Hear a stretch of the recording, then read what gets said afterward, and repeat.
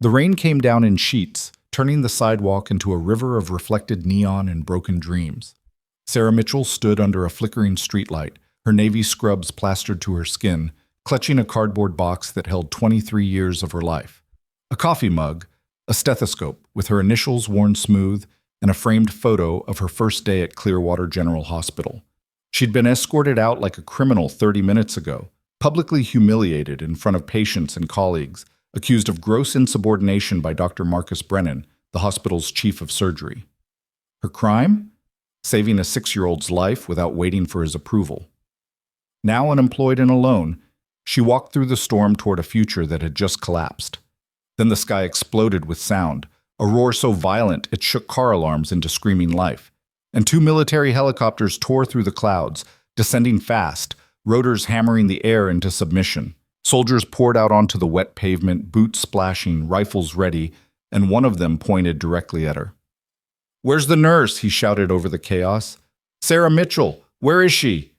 Before we dive into what happens next, I need you to stay with me until the very end of this story. If you want to see how far this journey can go, drop a comment with your city so I can see how far this story has traveled. And if you believe people deserve justice, hit that like button right now. Sarah didn't move. She couldn't. Her brain refused to process what her eyes were showing her. 2 Blackhawks hovering 20 feet above a city street at 11:47 p.m., their downwash creating a hurricane of trash and rainwater, their searchlights cutting through the darkness like blades. Cars had stopped in every direction. People were filming from windows. A bus had pulled halfway onto the curb. The soldier running toward her was young, maybe 25, with sergeant stripes and eyes that were scanning, calculating, urgent. "Sarah Mitchell?" he shouted again. She nodded, water dripping from her chin. "You need to come with us right now." "I don't... What's happening?" "No time." He grabbed her arm, not roughly, but with the kind of grip that said this wasn't a request. 2 more soldiers flanked them, creating a protective triangle as they moved her toward the nearest helicopter. The cardboard box fell from her hands, spilling onto the sidewalk. Her mug shattered. The photo landed face down in a puddle. "Wait, I need..." "We'll replace it. Move." The helicopter's side door was open, interior lights bathing everything in red. Someone reached down and pulled her up. She landed hard on the metal floor, breathless, soaked, completely disoriented. The door slammed shut. The aircraft lurched upward. Through the window, she watched Clearwater General shrink below her, the hospital where she'd spent more than 2 decades, where she'd learned everything she knew, where 30 minutes ago she'd been fired in front of 18 witnesses. "Ma'am, we need you to put this on." A medic handed her a headset. She fumbled with it, her hands shaking. The noise dropped to a manageable roar. "Can someone please tell me what's happening?" The pilot's voice crackled through. "We have a critical pediatric case at a secure military facility. Crushed trachea, failed intubation attempts by 3 separate physicians, oxygen saturation dropping." "You were the only name that came up when we asked who could handle it." Sarah's training kicked in before her confusion could catch up. "How long ago was the injury?" 48 minutes. Her stomach dropped. 48 minutes with a compromised airway. Brain damage started at 4 to 6 minutes without oxygen. If they'd been doing rescue breathing, maybe they'd bought time, but not much. "What's the obstruction?" "Blunt force trauma to the anterior neck, steering wheel impact, swellings progressing fast." "And you said 3 doctors already tried?" "Affirmative. Dr. Raymond Kemp from Johns Hopkins, Dr. Lisa Tran, former Army trauma surgeon, Dr. Ahmed Massoud from Cedars-Sinai. All failed to establish an airway." Those were names Sarah recognized. Kemp had written textbooks. Tran had a reputation that preceded her into any room she entered. Massoud had pioneered techniques that were now standard protocol, and they'd all failed. "Why me?" The question came out smaller than she intended. The medic met her eyes. "Because 6 months ago, you saved a kid in almost the exact same situation when everyone else said it was impossible. Lieutenant General Price was there, his nephew. He's the one who gave your name." The memory hit her like cold water. A car accident outside the hospital. A 12-year-old boy with a crushed windpipe. 2 attending physicians had been present, both saying the injury was too severe, the swelling too advanced, that the best they could do was make him comfortable. Sarah had looked at that child's mother and made a choice. She'd performed a surgical cricothyrotomy in the parking lot with a scalpel from the ER and a ballpoint pen she'd sterilized with hand sanitizer. The boy lived. The mother had hugged her so hard Sarah's ribs hurt for a week. She'd also been written up for it. Dr. Brennan had called it cowboy medicine and reckless disregard for protocol. The official reprimand had gone in her file. "How old is the patient now?" Sarah asked. 7, female. Name's classified, but her father is... The medic stopped himself. "Someone important." The helicopter banked hard. Through the window, Sarah saw the lights of downtown Clearwater giving way to darkness, then to the bright grid of what looked like an airfield. "ETA 90 seconds, the pilot announced. Sarah's mind was already running through the procedure. If 3 experienced trauma surgeons had failed, the anatomy was probably distorted. Severe swelling meant landmarks would be obscured. She'd be working blind, essentially, relying on touch and training and luck. "Do we have a surgical kit standing by?" "Full trauma setup, whatever you need. And I need absolute silence when I'm working. No one talks unless I ask a direct question. And I need someone managing the clock. Call out every 30 seconds. "Understood." The helicopter touched down hard. The door flew open before the skids fully settled. Sarah jumped out into organized chaos. Portable lights everywhere, personnel in various uniforms, and at the center of it all, a small figure on a gurney surrounded by people who looked like they were trying very hard not to panic. A woman in an army uniform approached at a run. Colonel's insignia. "Mitchell?" "Yes." "Colonel Patricia Hayes, I'm the ranking medical officer. Thank God you're here." She was already walking, expecting Sarah to follow. "Patient is Emma..." She caught herself. "Patient is 7 years old, 32 kilos, no known allergies. Trauma occurred at 23:14 hours when the vehicle she was in was struck by a drunk driver. Steering wheel collapse caused direct anterior neck trauma. Presented with stridor and subcutaneous emphysema. Initial attempt at oral intubation failed due to distortion in blood. Second attempt with videolaryngoscope also failed. Doctor: Kemp attempted a cricothyrotomy but couldn't locate landmarks due to hematoma. We've been bagging her manually, but saturation's at 78% and dropping. 78. That was incompatible with life for much longer. They reached the gurney. The child was small, dark-haired, unconscious. Her neck was swollen to almost twice its normal size, angry purple and red. A physician Sarah didn't recognize was squeezing an ambu bag, sweat running down his face despite the cool night air. Blood stained the gauze around the child's throat where someone had already tried to cut. Sarah looked at the assembled team. At least 12 people, all watching her with expressions that ranged from desperate hope to open skepticism. She recognized that look. It was the same one she'd seen from Dr. Brennan every time she'd suggested a solution he hadn't thought of first. She took a breath and stepped forward. "I need everyone who isn't essential to step back. Now." Half the crowd retreated. The ones who remained were medical personnel. "Who's been managing the airway?" Sarah asked. "I have." The man with the ambu bag. His name tag read Dr. Philip Carson. "Okay, Dr. Carson, I need you to keep doing exactly what you're doing until I tell you otherwise. How's the chest rise?" "Minimal, maybe 10% of normal." 10% meant almost nothing was getting through. The child was suffocating. Sarah pulled on gloves, her hands steady now despite everything. She'd entered the zone, that place where nothing existed except the patient and the problem. She positioned herself at the head of the gurney, her fingers already palpating the swollen neck. The anatomy was destroyed. She couldn't feel the cricoid cartilage, couldn't identify the thyroid notch. It was like trying to read Braille that had been melted. "Scalpel," she said quietly.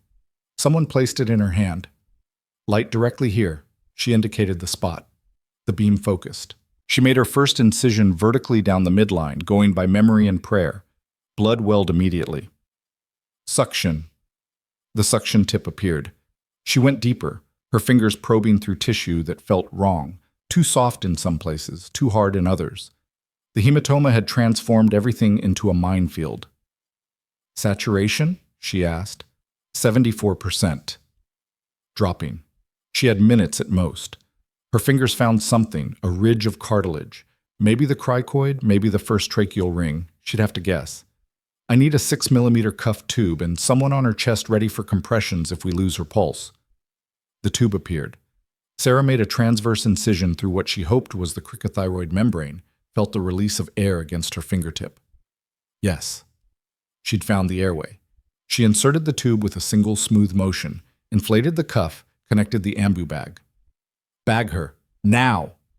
Dr. Carson squeezed. Once. Twice. 3 times. For a moment, nothing happened. Then the monitor beeped. Once. Twice. The saturation number flickered. 74, 75, 77, 81. Chest rise is good, someone said, their voice tight with relief. 85, 90, 94. Sarah stood back, pulling off her gloves. Her hands were covered in blood. The child's chest was rising and falling rhythmically now. The team around the gurney seemed to remember how to breathe. Colonel Hayes grabbed Sarah's shoulder. You just saved her life. Before Sarah could respond, a commotion erupted from the perimeter. Voices raised in argument. She turned to see Dr. Marcus Brennan pushing his way through the military personnel, his face red, his expensive suit soaked from the rain. I demand to know what's happening here, he shouted. I'm the chief of surgery at Clearwater General, and one of my nurses was taken by force. A soldier blocked his path. Sir, you need to step back. I will not step back. That woman works for me. Or rather, worked for me until I fired her this evening for gross insubordination. If there's a medical emergency, I'm the appropriate physician to... Dr. Brennan. Colonel Hayes' voice cut through the noise like a blade. She walked toward him, her stride carrying an authority that made the surgeon actually take a step backward. Your former employee just accomplished what 3 of the nation's top trauma surgeons could not. The child you see on that gurney is alive because of her. So I suggest you get back in whatever vehicle brought you here and leave. Now wait just a minute. That wasn't a suggestion. Hayes nodded to 2 MPs. Escort Dr. Brennan off the facility. If he resists, arrest him for interfering with a military operation. Brennan's face went from red to purple. You have no idea who you're dealing with. I have connections at every level of... And I have a 7-year-old patient who's alive because someone ignored people like you. Hayes turned her back on him, dismissing him as thoroughly as if he'd ceased to exist. Mitchell, I need you to monitor her for the next few hours. We have a full PICU set up inside. Can you stay? Sarah looked at the child, at the steady rise and fall of her small chest, at the numbers on the monitor climbing back into safe range. She thought about the cardboard box on the sidewalk, the broken mug, the photo in the puddle. She thought about Dr. Brennan's face when he'd told her to clean out her locker. She thought about 23 years of being told she was just a nurse, and that her job was to follow orders, not think. Yes, she said. I can stay. They moved the child inside to a facility Sarah hadn't known existed, a state-of-the-art pediatric intensive care unit hidden inside what looked from the outside like an ordinary hangar. The level of equipment was extraordinary. The staff was small but clearly elite, everyone moving with practiced efficiency. Sarah spent the next 2 hours at the bedside, monitoring every breath, checking the tube placement, watching for complications. The child, Emma, though Sarah wasn't supposed to know that name, remained stable. Better than stable. Her oxygen saturation held at 98%. The swelling in her neck was already starting to reduce. She was going to make it. At some point, someone brought Sarah coffee and a set of dry scrubs. She changed in a small locker room, catching sight of herself in the mirror. She looked exhausted. She looked 50 instead of 47. She looked like someone who'd been fired and humiliated and pulled onto a helicopter all in the same night. She also looked like someone who'd just saved a child's life. When she came back out, a man was standing by the bedside. Late 50s, silver hair, 3 stars on his uniform. Lieutenant General Marcus Price. Sarah recognized him from news broadcasts. He looked up as she approached. Ms. Mitchell? General? My nephew is alive because of you. 6 months ago. I remember. I never got the chance to thank you properly. They told me you were reprimanded for what you did. Sarah shrugged. Protocol exists for a reason. Protocol also kills people sometimes. He gestured to Emma. My goddaughter is alive tonight because you don't care more about protocol than people. I won't forget that. Before Sarah could respond, Colonel Hayes appeared with a tablet. General, you need to see this. She turned the screen toward them. It showed a news broadcast, the local Clearwater station. The headline read, "Military helicopters land in city streets." But that wasn't what made Sarah's blood run cold. Dr. Marcus Brennan was on screen, standing outside Clearwater General in front of a dozen microphones. His face was grave, concerned, the perfect image of professional worry. "Deeply troubled by tonight's events," he was saying. "Sarah Mitchell was terminated earlier this evening due to a pattern of erratic behavior and disregard for patient safety." The fact that the military would then extract her for an emergency situation raises serious questions about their vetting process. I've reached out to my colleagues at the Department of Defense to express my concerns. Ms. Mitchell is not mentally stable, and I fear for any patient under her care. The camera cut to the news anchor. Dr. Brennan has provided documentation of what he calls numerous incidents of insubordination and reckless medical practice. We'll continue to follow this story as it develops. The video ended. Silence filled the room. General Price's expression had gone very, very cold. "Colonel Hayes, I want a full investigation into Dr. Marcus Brennan initiated immediately. Contact the board at Clearwater General. Contact the State Medical Licensing Board. And get our Public Affairs Office on the phone. We're holding a press conference at 800. Sir, with respect, the patient's identity will remain classified, but Sarah Mitchell's identity will not." He turned to her. "Ma'am, I'm sorry you're about to become very famous, but I'm not going to let that man destroy you for saving lives." Sarah looked at the child sleeping peacefully in the bed, at the machines confirming life with every beep and wave, at the people in this room who were strangers 2 hours ago and allies now. She thought about the press conference, about the fight that was coming, about Dr. Brennan's connections and money and power. She thought about the mother who'd hugged her in the parking lot 6 months ago. "General," she said quietly, "I appreciate your support, but I don't need you to protect me.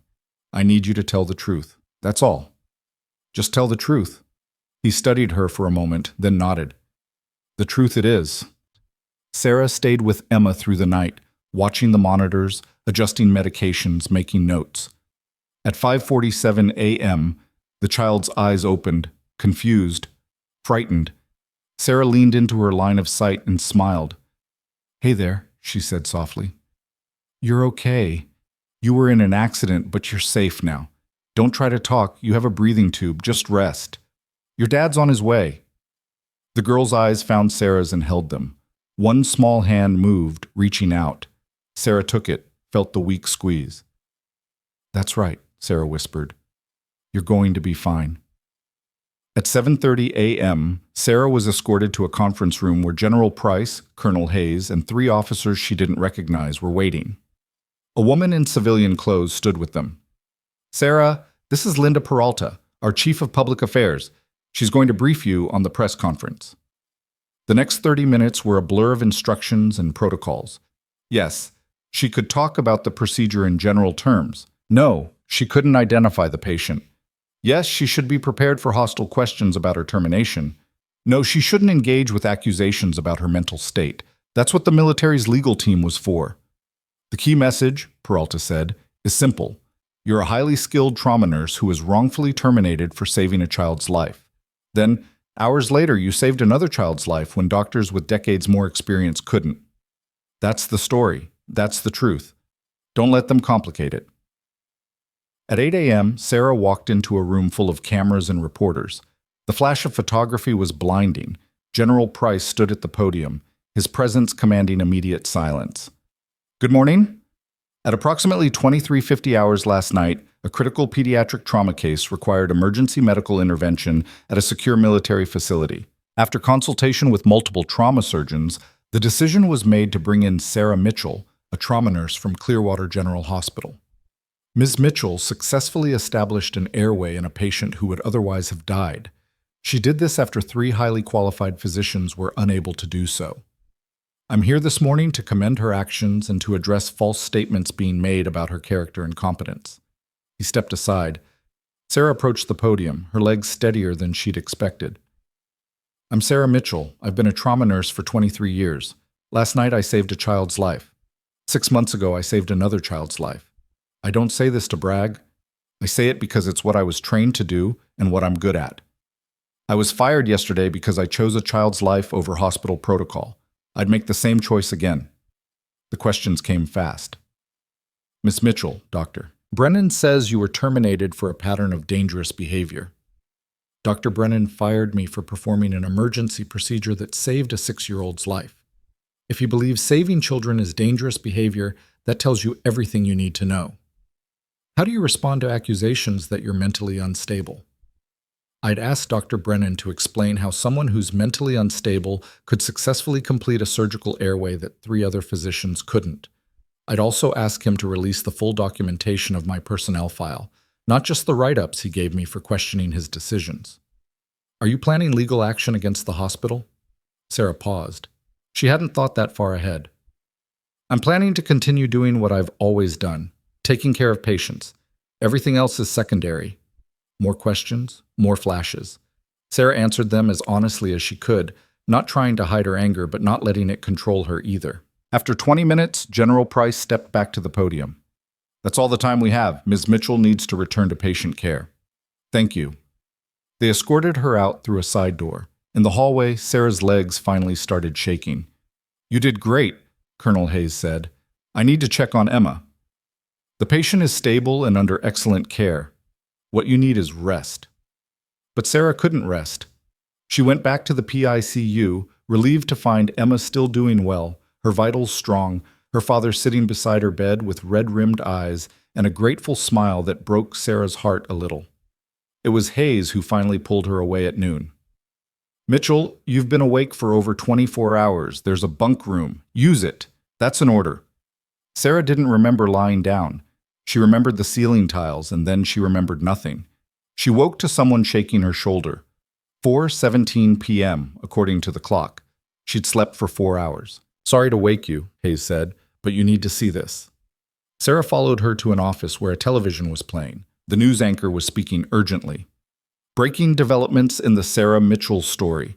The State Medical Board has announced an investigation into Dr. Marcus Brennan and Clearwater General Hospital following multiple complaints filed this afternoon. Additionally, the hospital's board of directors has called an emergency meeting. We've also learned that 3 former nurses from Clearwater have come forward alleging similar patterns of retaliation and wrongful termination. Dr. Brennan has declined to comment, citing advice from his attorney. The screen cut to footage of protesters outside Clearwater General. People carrying signs, nurses save lives, fire Brennan, not heroes, Sarah Mitchell for chief of surgery. It gets better, Hayes said, changing the channel. This was a different network, a national one. A panel discussion about healthcare, about the treatment of nurses, about the incident from last night. One of the panelists was Dr. Lisa Tran, the Army trauma surgeon who'd tried and failed to save Emma. And I want to be absolutely clear, Dr. Tran was saying. I've spent 20 years doing this work. I've saved lives in combat zones and operating rooms around the world. Last night, I failed to save that child, and Sarah Mitchell succeeded. She didn't succeed because she got lucky or because she's reckless.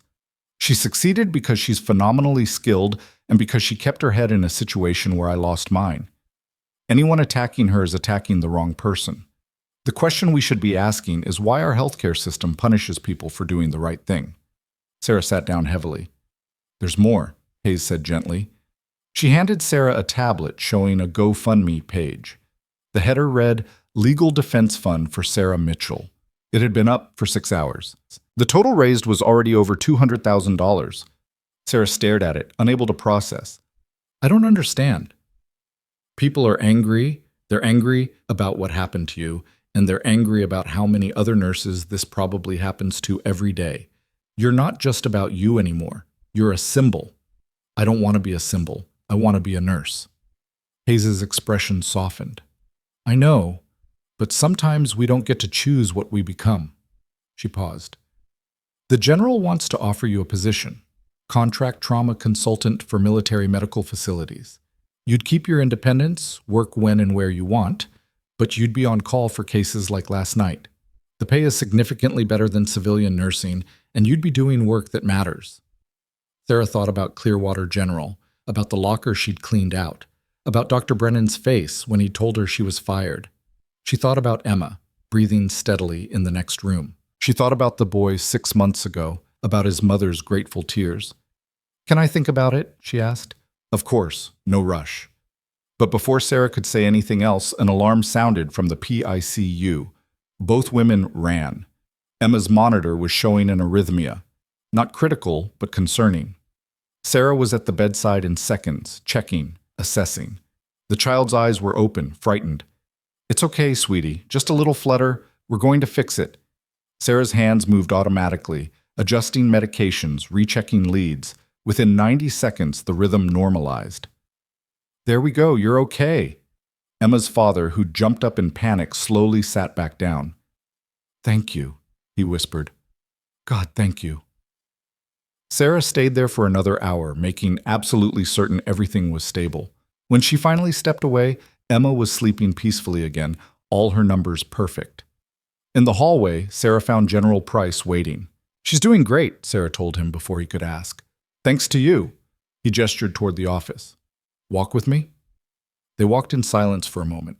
Finally, Price spoke. "I've been in the military for 34 years. I've seen a lot of brave people. But what you did last night, walking into a situation where everyone else had failed, with your career destroyed and your reputation being dragged through the mud, and just calmly saving a life, that's a different kind of courage. The kind that doesn't come from training, it comes from who you are." Sarah didn't know what to say to that. "Colonel Hayes told you about our offer. I want you to know it's genuine. We need people like you. Not just for your skills, though those are exceptional. We need people who remember that all the rank and titles and protocols exist to serve the patient, not the other way around." He stopped walking. "What Brennan did to you is unconscionable. But I think you already know this isn't over. He has money and lawyers and a lot of powerful friends. This is going to be a fight." "I know." "Good." He smiled grimly. "Because we fight back. And you won't be fighting alone." Sarah went back to Emma's bedside and stayed there through the evening. The child's father brought her food from the commissary, terrible coffee and surprisingly good sandwiches. They didn't talk much. They didn't need to. At 9 p.m., Sarah's phone rang. Unknown number. She almost didn't answer, but something made her pick up. "Ms. Mitchell, this is Rebecca Torres from the Clearwater Gazette. I'm doing a follow-up story on yesterday's events, and I was hoping you might comment on some documents I've received." "What documents?" "Personnel files from Clearwater General. 14 different nurses and physician assistants, all terminated or forced to resign over the past 8 years, all after conflicts with Dr. Brennan. The patterns are remarkably consistent. I'm planning to run the story tomorrow morning. I wanted to give you a chance to respond." Sarah's grip on the phone tightened. 14? "That I can confirm. There might be more. Ms. Mitchell, this is bigger than what happened to you. This is systemic. Would you be willing to speak to some of these other healthcare workers? I think their stories combined with yours could force real change." Sarah looked at Emma, at this child who was alive because Sarah had refused to accept that protocol mattered more than life. "Yes," she said. "I'll talk to them." She hung up and realized Colonel Hayes was standing in the doorway. "Trouble?" Hayes asked. "The opposite, I think. Reinforcements." Over the next several hours, Sarah's phone didn't stop. Calls from former colleagues at Clearwater, expressing support. Calls from nurses at other hospitals, sharing their own stories of retaliation and intimidation. Calls from attorneys offering pro bono representation. Calls from news outlets requesting interviews. At 11:43 p.m., Sarah's phone buzzed with a text from a number she didn't recognize. "This is Dr. Raymond Kemp. I was one of the physicians who failed to save that child before you succeeded. I want you to know I've submitted a formal complaint to the hospital board about Dr. Brennan's statements regarding your mental stability.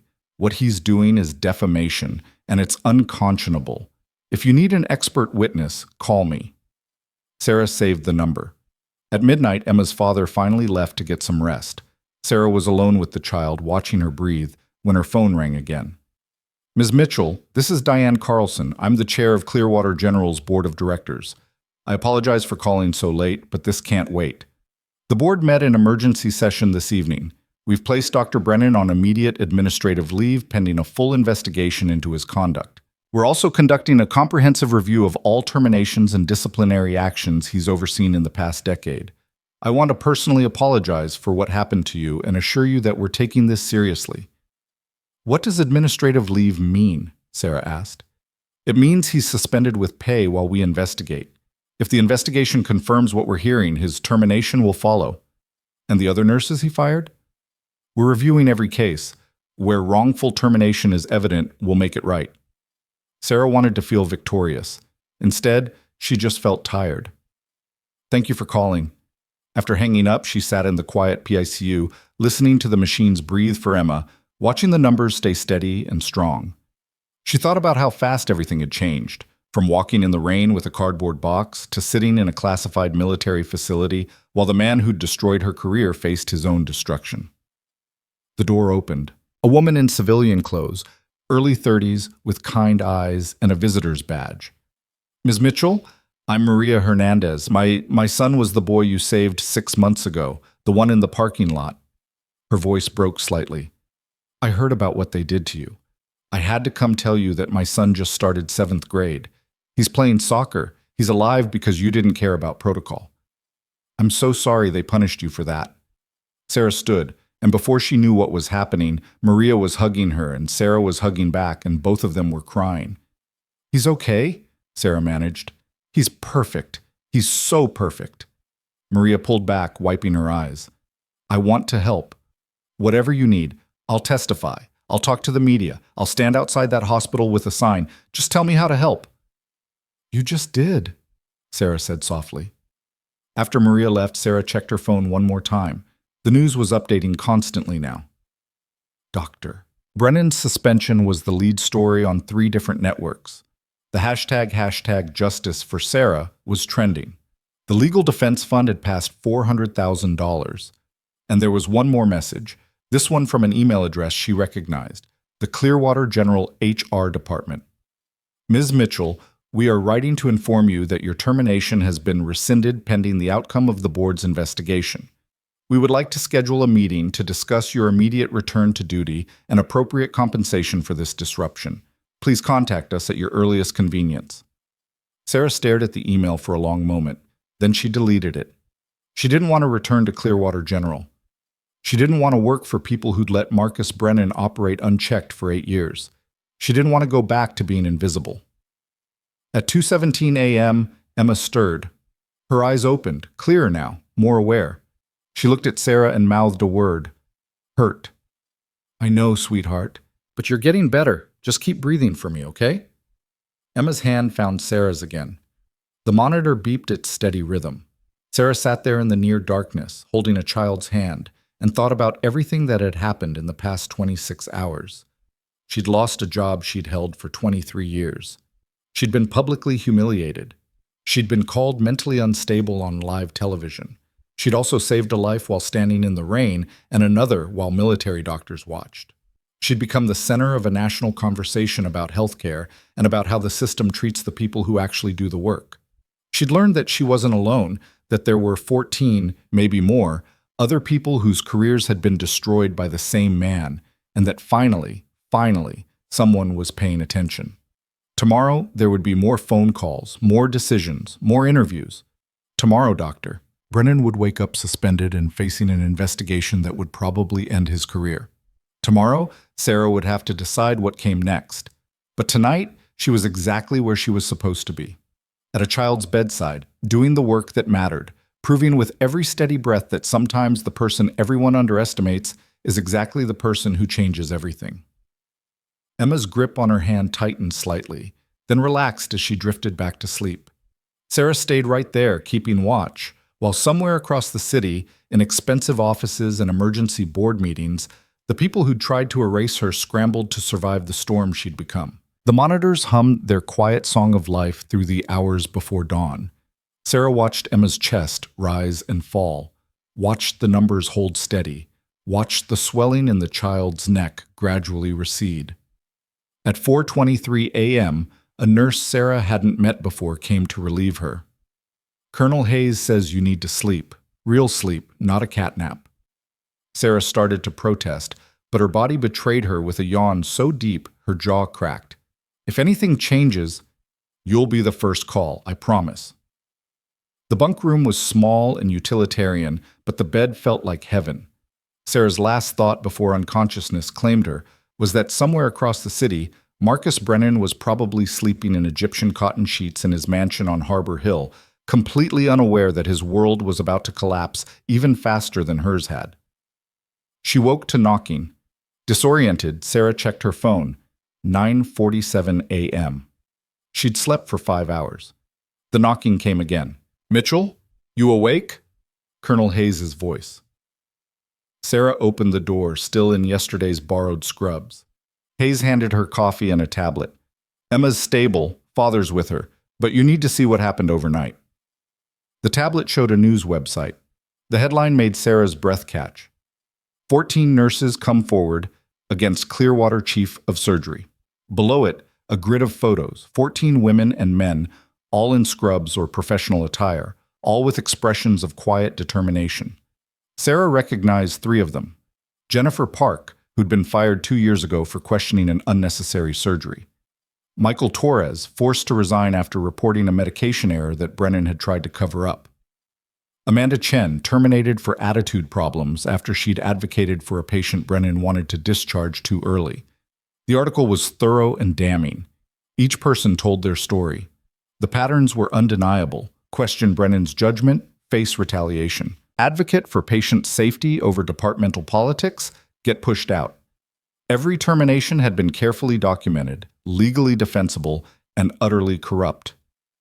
"There's more," Hayes said quietly. She swiped to another article. This one was from a medical journal published 3 years ago that Sarah had never seen. The title? Surgical Outcomes and Institutional Culture. A case study of Clearwater General Hospital. Sarah skimmed it, her coffee growing cold in her hand. The study analyzed surgical complication rates across 5 hospitals in the region. Clearwater General had the highest rate of preventable complications in cardiac and thoracic surgery, the departments Brennan controlled. The study was careful, academic, not naming names, but the data was clear. Dr. Brennan buried this, Hayes said. Used his position on the hospital board to ensure it never got traction. The lead researcher was quietly encouraged to pursue opportunities elsewhere. "How did you find this?" "We didn't. One of your colleagues did. A physician assistant named Robert Kim. He's been building a file for 2 years, waiting for the right moment. Your situation gave him that moment." Sarah remembered Robert. Quiet, methodical, always taking notes. She'd thought he was just thorough. Turned out he was documenting everything. "The state medical board has accelerated their investigation," Hayes continued. "They're convening an emergency hearing next week. Brennan's attorney tried to block it, failed. The hospital board is meeting again today. Word is they're preparing termination paperwork." "That fast?" "When the evidence is this overwhelming and the publicity is this intense, institutions move fast to protect themselves. Brennan thought he was untouchable. He was wrong." Sarah's phone buzzed. A text from an unknown number. "Ms. Mitchell, this is Robert Kim. Thank you for being brave enough to force this into the open. I have documentation going back 6 years if you need it. Happy to testify." She saved the number, added it to a contact list that had grown from 20 people to over 100 in less than 24 hours. "The general wants to know if you've thought about his offer," Hayes said. "Tell him yes. I'll take the consultant position." Hayes smiled. "Good, because we have 3 more facilities that could use someone with your expertise, and about 15 cases we've been sitting on because we weren't confident in the available personnel. Welcome to the team." After Hayes left, Sarah showered in the facility's small bathroom, letting hot water wash away some of the exhaustion. She put on fresh scrubs from the supply closet and went to check on Emma. The child was awake, eyes bright despite the tube still in her throat. Her father looked up as Sarah entered, relief flooding his face. "The doctors say maybe tomorrow they can remove it," he said. "They say she's doing incredibly well." Sarah examined the site carefully. The swelling had decreased significantly. The tissue looked healthy. "She's a fighter. Like you." He hesitated. "I know I'm not supposed to know who you are or what you did before this, but I saw the news, what they did to you. I'm sorry." "Don't be. I'd do it again." "I know. That's what makes it matter." Sarah spent an hour with Emma, running through post-procedure protocols, adjusting pain medication, checking for any signs of infection or complications. Everything looked good. Better than good. This child was going to recover fully, going to grow up, going to live a life that had almost ended 3 nights ago in a car accident. When Sarah finally left the PICU, she found General Price waiting in the hallway with a man in an expensive suit. "Mitchell, this is Thomas Graham. He's an attorney specializing in healthcare litigation. He'd like to talk to you." Graham extended his hand. His grip was firm, professional. "Ms. Mitchell, I represent 6 of the nurses who've come forward against Dr. Brennan. We're preparing a class action lawsuit against him personally and against Clearwater General for fostering a hostile work environment. Your case would be the centerpiece, if you're willing to join." "I haven't decided if I want to sue." "I understand, but I'd encourage you to consider it, not for the money, though the damages would be substantial, but because it's the only way to force systemic change. Brennan being fired isn't enough. The hospital needs to be held accountable for enabling him." Sarah thought about Jennifer Park, about Michael Torres, about Amanda Chen, and the 11 others whose careers had been derailed.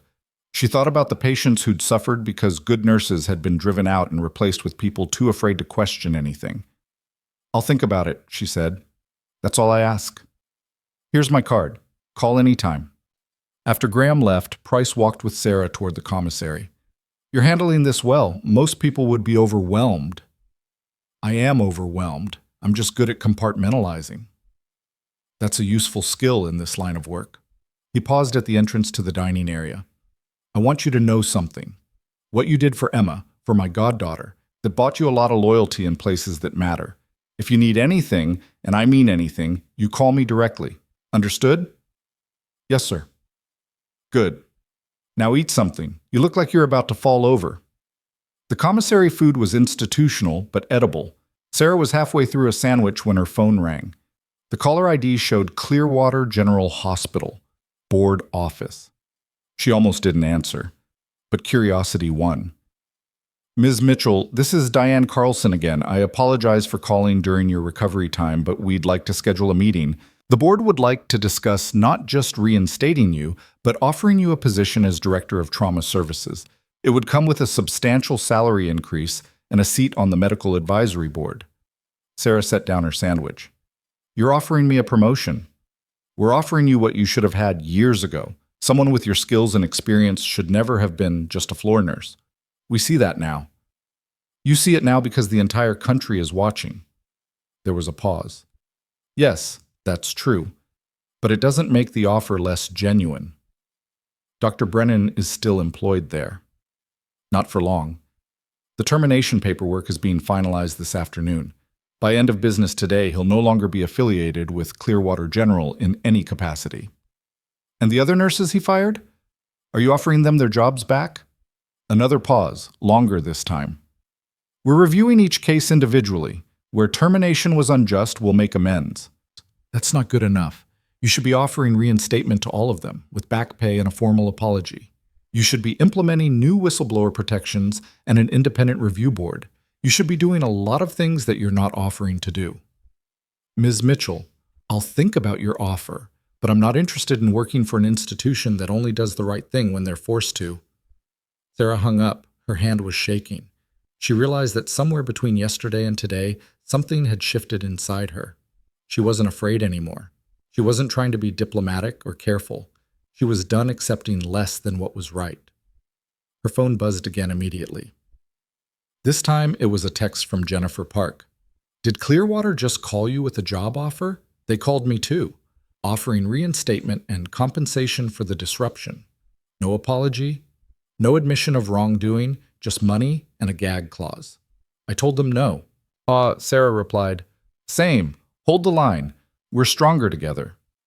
The response came back within seconds. "Amen to that." Over the next several hours, Sarah learned that all 14 nurses had received similar calls. All 14 had refused. The hospital's attempt to quietly settle had failed spectacularly, and now social media was on fire with screenshots of the offers and the gag clauses they'd included. By 3 p.m., Clearwater General's communications director had resigned. By 4 p.m., 2 board members had announced they were stepping down. By 5 p.m., protesters had gathered outside the hospital entrance with signs reading, "No gag orders and justice, not settlements." Sarah watched it all unfold from the security of the military facility, feeling like she was watching an avalanche she'd accidentally triggered. Colonel Hayes found her in the observation room, staring at a wall of monitors showing news feeds. "Having second thoughts?" Hayes asked. "About which part? Any of it?" Sarah considered the question. "No, I spent 23 years keeping my head down, following the rules, not making waves, and in one night I became a person who makes waves everywhere she goes. It's strange." "You were always this person. You just didn't have permission to show it before." "I didn't give myself permission." "And now?" Sarah smiled thinly. "Now I'm too angry to care about permission." At 6:17 p.m., Sarah's phone rang with a call from Rebecca Torres, the journalist from the Gazette. "Ms. Mitchell, I wanted to give you a heads up. We've confirmed that Dr. Brennan's attorney is preparing a defamation lawsuit against you, General Price, and the Department of Defense. They're claiming the military's press conference destroyed his reputation and cost him his position." Sarah almost laughed. "He destroyed his own reputation by lying about me on television." "I know, and we'll make that clear in our coverage. But you should be prepared. This is about to get uglier. Brennan has money and connections. He's not going quietly." After she hung up, Sarah sat in silence for a long moment. Then she called Thomas Graham, the attorney. "Mr. Graham, this is Sarah Mitchell. I'm joining your lawsuit, and I'm not interested in any settlement that includes a gag clause. If we do this, we do it publicly, and we see it through to the end." "That's exactly what I was hoping you'd say. I'll send over the paperwork." At 8 p.m., Sarah was back at Emma's bedside when the child's father approached her carefully. "Can I ask you something?" he said quietly. "Of course." "Why? Why risk everything for people you don't even know? You could have just kept your head down, worked somewhere else, lived your life. Why fight this hard?" Sarah looked at Emma, at this child sleeping peacefully because someone had refused to give up. "Because if I don't, the next nurse who tries to save a child will get fired too. And maybe she won't have helicopters come for her. Maybe she'll just disappear. And eventually, people stop trying. They stop caring. They just follow the rules and let patients die. I can't let that happen." He nodded slowly. "Thank you for all of it." That night, Sarah finally left the facility for the first time in 36 hours. Colonel Hayes had arranged temporary housing, a small apartment near the base, furnished and ready. Sarah stood in the doorway, looking at furniture that wasn't hers, in a space that wasn't home, beginning a life she hadn't planned. Her phone buzzed, a news alert. Dr. Marcus Brennan terminated from Clearwater General effective immediately. She waited for satisfaction, for vindication, for some sense of victory. Instead, she just felt tired. Sarah ordered takeout, ate half of it, and fell asleep on the couch with her phone in her hand. She dreamed of helicopters and drowning children and cardboard boxes dissolving in the rain. She woke at 3:47 a.m. to her phone ringing. Colonel Hayes. "Mitchell, we need you back here. Emma's crashing." Sarah was out the door in 90 seconds, still in the sweatpants she'd slept in, her heart hammering against her ribs. The drive took 12 minutes that felt like hours. She ran from the parking lot to the PICU, her credentials getting her through security at a dead sprint. Emma's room was chaos. 4 medical personnel, alarms screaming, the monitor showing a heart rate of 168 and climbing. The child was awake, terrified, her small hands clawing at the breathing tube. Sarah pushed through to the bedside. "What happened?" "Agitation started about 20 minutes ago," the attending physician said.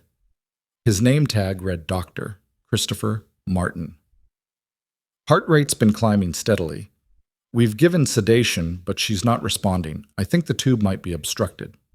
Sarah looked at the monitors, at Emma's color, at the way her chest was moving. "It's not obstructed. She's fighting it. She's ready to come off." "It's too soon." "It's not." Sarah was already checking the ventilator settings, reviewing the latest blood gases on the monitor. "Look at her numbers. Perfect oxygenation, minimal support. She doesn't need this anymore, and her body knows it." Protocol says minimum 72 hours. Protocol didn't save her life. I did. Sarah locked eyes with Dr. Martin. With respect, I'm making the call. We're extubating, now. For a moment she thought he'd fight her. Then he stepped back. Your call, your license. Sarah leaned over Emma, making sure the child could see her face. Hey, sweetheart. I know you're scared. I know this feels bad. But we're going to take this tube out, okay? You're going to be able to breathe on your own. I need you to trust me. Can you do that? Emma's eyes were wide with fear, but she managed a tiny nod. Good girl. This might feel strange, but it'll be over fast. On 3. 1, 2. Sarah deflated the cuff and smoothly withdrew the tube on 2, not 3, because kids always tensed on 3. Emma coughed, gagged, took a desperate breath, and then another, and another. Her oxygen saturation dropped to 91, held there for an agonizing moment, then climbed. 93, 95, 97. The alarm silenced. Emma's heart rate began to slow. She took a shaky breath and whispered, Hurts. I know, baby, but you're breathing. You're doing it all by yourself. Within 5 minutes, Emma was stable. Within 10, her heart rate was back to normal. Within 15, she was asking for water in a voice like sandpaper. Dr. Martin let out a breath he'd probably been holding since Sarah made the call. That was either brilliant or insane. Sometimes it's both. Sarah's hands were shaking now that the crisis was over. Adrenaline crash. Emma's father appeared in the doorway, his face pale. What happened? They said... She's fine. Better than fine. She's breathing on her own now. He moved to the bedside, taking his daughter's hand with infinite gentleness. Hey, princess, you scared me. Emma tried to smile. It came out crooked, exhausted, but real. Sarah stepped back, giving them space. Colonel Hayes was in the hallway, looking impressed. You make calls fast, Hayes observed. When you know you're right, hesitation kills people. That attitude is going to get you in trouble. It already has. Sarah smiled grimly. Might as well commit to it. By the time the sun rose, Emma was fully stable, chatting with her father in whispers, drinking ice chips, and generally acting like a 7-year-old who'd survived something impossible. Sarah stayed close, monitoring, but the crisis had passed. The child was going to be fine. At 7:30 a.m., Sarah's phone rang. Unknown number. She almost ignored it, but something made her answer. Ms. Mitchell, this is Patricia Vance. I'm Dr. Brennan's attorney. Sarah's exhaustion evaporated, replaced by cold alertness. What do you want? I'm calling to inform you that my client is pursuing legal action against you for defamation, tortious interference, and conspiracy to damage his professional reputation. We're also filing complaints with the state nursing board regarding your conduct during the military operation, which we believe exceeded your scope of practice. Sarah walked away from Emma's room, into an empty corridor. Your client went on television and called me mentally unstable. He lied about my employment history. He defamed me first. That's a matter of interpretation. Dr. Brennan was expressing legitimate professional concerns. Dr. Brennan was trying to destroy me because I made him look incompetent, which I didn't have to try very hard to do, considering he is incompetent. We're prepared to be very aggressive with this litigation, Ms. Mitchell. However, Dr. Brennan is also a reasonable man. If you're willing to issue a public apology and retraction of your statements, along with a commitment not to participate in any legal actions against him or the hospital, he's willing to forgo the lawsuit. Sarah laughed. Actually laughed. You're joking. I assure you I'm not. This is a genuine settlement offer. Let me be very clear, Ms. Vance. I'm not apologizing for anything. I'm not retracting anything. And I'm absolutely participating in the lawsuit against your client. In fact, I'm looking forward to discovery, because I think when all of Dr. Brennan's records are examined under oath, we're going to find a lot of interesting things. You're making a serious mistake. No, your client made the mistake. I'm just making sure he pays for it. Have a nice day. Sarah hung up and immediately called Thomas Graham. They just tried to intimidate me into backing down, she told him. Threatened to sue me, file complaints with the nursing board, the whole playbook. Standard tactic when they're scared. Did you agree to anything? I told them to go to hell, more or less, Graham laughed. Good. Let them file their complaints. Every investigation will just produce more evidence of his misconduct. They're panicking, which means we're winning. After the call ended, Sarah stood in the empty hallway, her heart rate finally returning to normal. Through the window, she could see the sun climbing over the horizon, painting the sky in shades of orange and gold. Somewhere out there, Marcus Brennan was probably in his lawyer's office, planning strategy, preparing for war. Let him come. Sarah Mitchell had spent 23 years being careful, being quiet, being the person who didn't make waves. That person was gone. The woman who'd replaced her had saved 2 children's lives in 1 week, had triggered investigations that were dismantling a corrupt system, had become the face of a movement she never asked to lead. And she was just getting started. She went back to Emma's room and found the child sleeping peacefully, her father dozing in the chair beside her bed. The monitors showed perfect numbers, life continuing, because someone had refused to accept that death was inevitable. Colonel Hayes appeared with coffee and what looked like official paperwork. The general wanted me to give you this. It's your contract. Welcome to the team, officially. Sarah took the papers, scanned them quickly. The salary made her blink. The benefits were extraordinary. The scope of work was exactly what she wanted. Trauma consultation, teaching, protocol development, complete autonomy.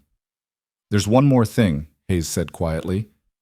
We've been contacted by 3 other military facilities asking if you'd be willing to review their trauma protocols. Apparently word got around about what happened with Emma. People want to learn from you. I'm not a teacher. You are now. Hayes smiled. Whether you wanted to be or not. Sarah signed the contract right there, using Emma's bedside table as a desk. When she handed it back, Hayes's expression turned serious. You know Brennan's not going to stop, right?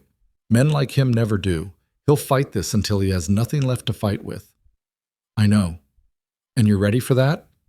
Sarah thought about the cardboard box in the rain, about walking away from 23 years with nothing but humiliation. She thought about Emma fighting for breath, about the boy in the parking lot 6 months ago, about Jennifer and Michael and Amanda and all the others whose careers had been destroyed for doing the right thing. I'm ready, she said quietly, but she wasn't prepared for what happened next. At 2:47 p.m., while Sarah was reviewing Emma's discharge planning with the medical team, her phone exploded with notifications. 20, 30, 40 messages in rapid succession. She excused herself and checked the screen. The first message was from Robert Kim. Turn on the news, now. Sarah found a television in the break room. Every channel was showing the same thing, a press conference. But it wasn't Dr. Brennan or his attorneys. It was Diane Carlson, the chair of Clearwater General's board, standing at a podium with the hospital's logo behind her. And beside her, looking defeated and small, was Marcus Brennan himself. Take full responsibility for the toxic culture that developed under my watch, Brennan was saying. His voice was flat, lifeless.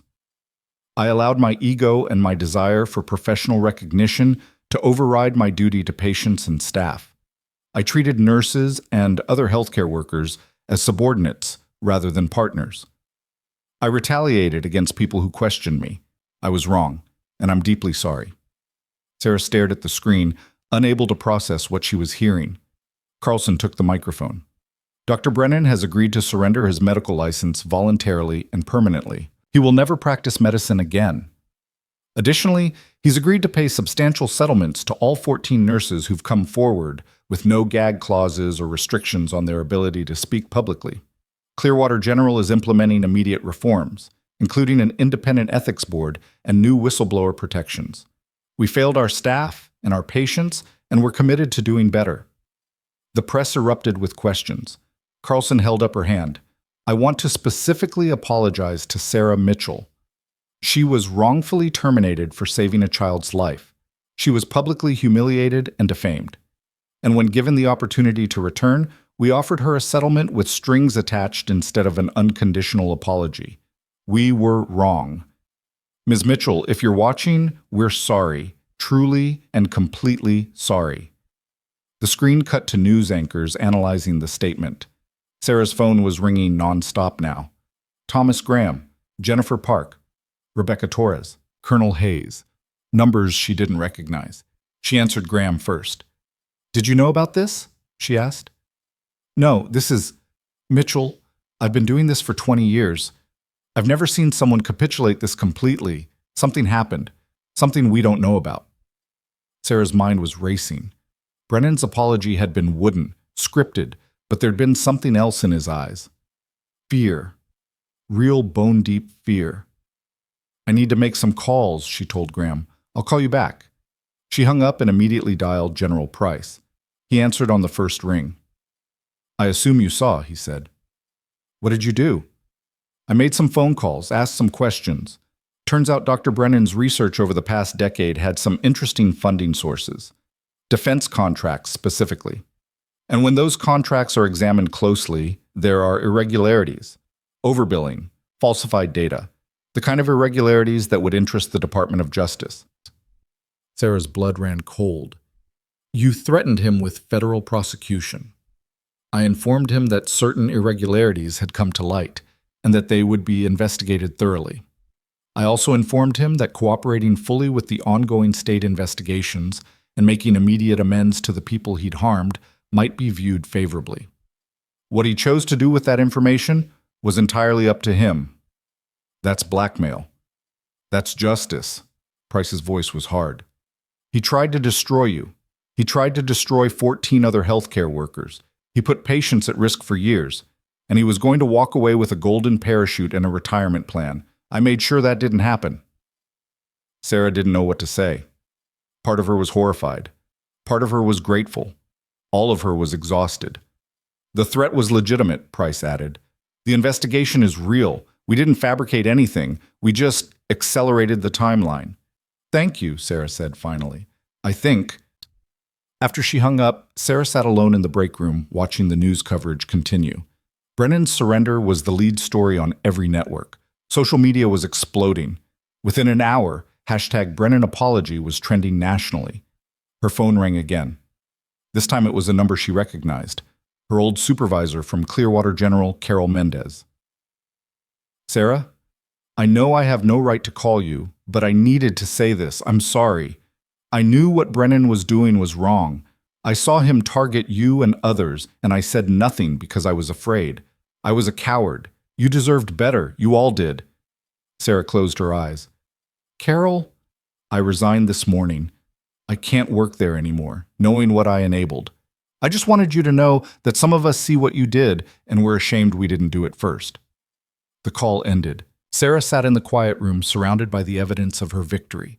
The news coverage, the messages of support, the knowledge that Brennan would never hurt anyone again. She'd won. Completely and totally won. So why did she feel like she was standing on the edge of a cliff? Her phone buzzed one more time. A text from an unknown number. Ms. Mitchell, my name is David Chen. My sister Amanda was one of the nurses Brennan fired. She killed herself 2 months ago. I want to thank you for making sure he can't hurt anyone else. But I also want you to know the real cost of men like him. Some victories come too late. Sarah read the message 3 times, her hands shaking.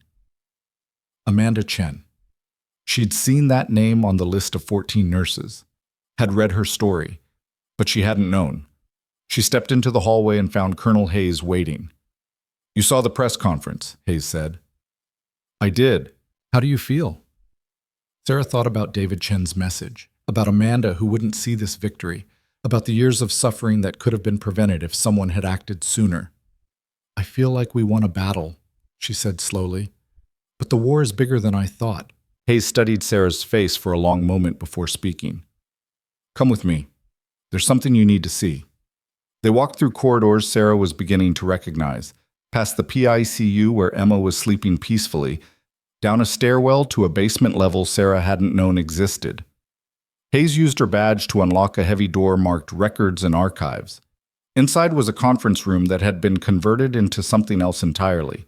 3 walls were covered with documents, photographs, timelines. A murder board, Sarah realized. But instead of tracking a killer, this tracked a system. We started building this 2 days ago, Hayes said quietly. After Emma.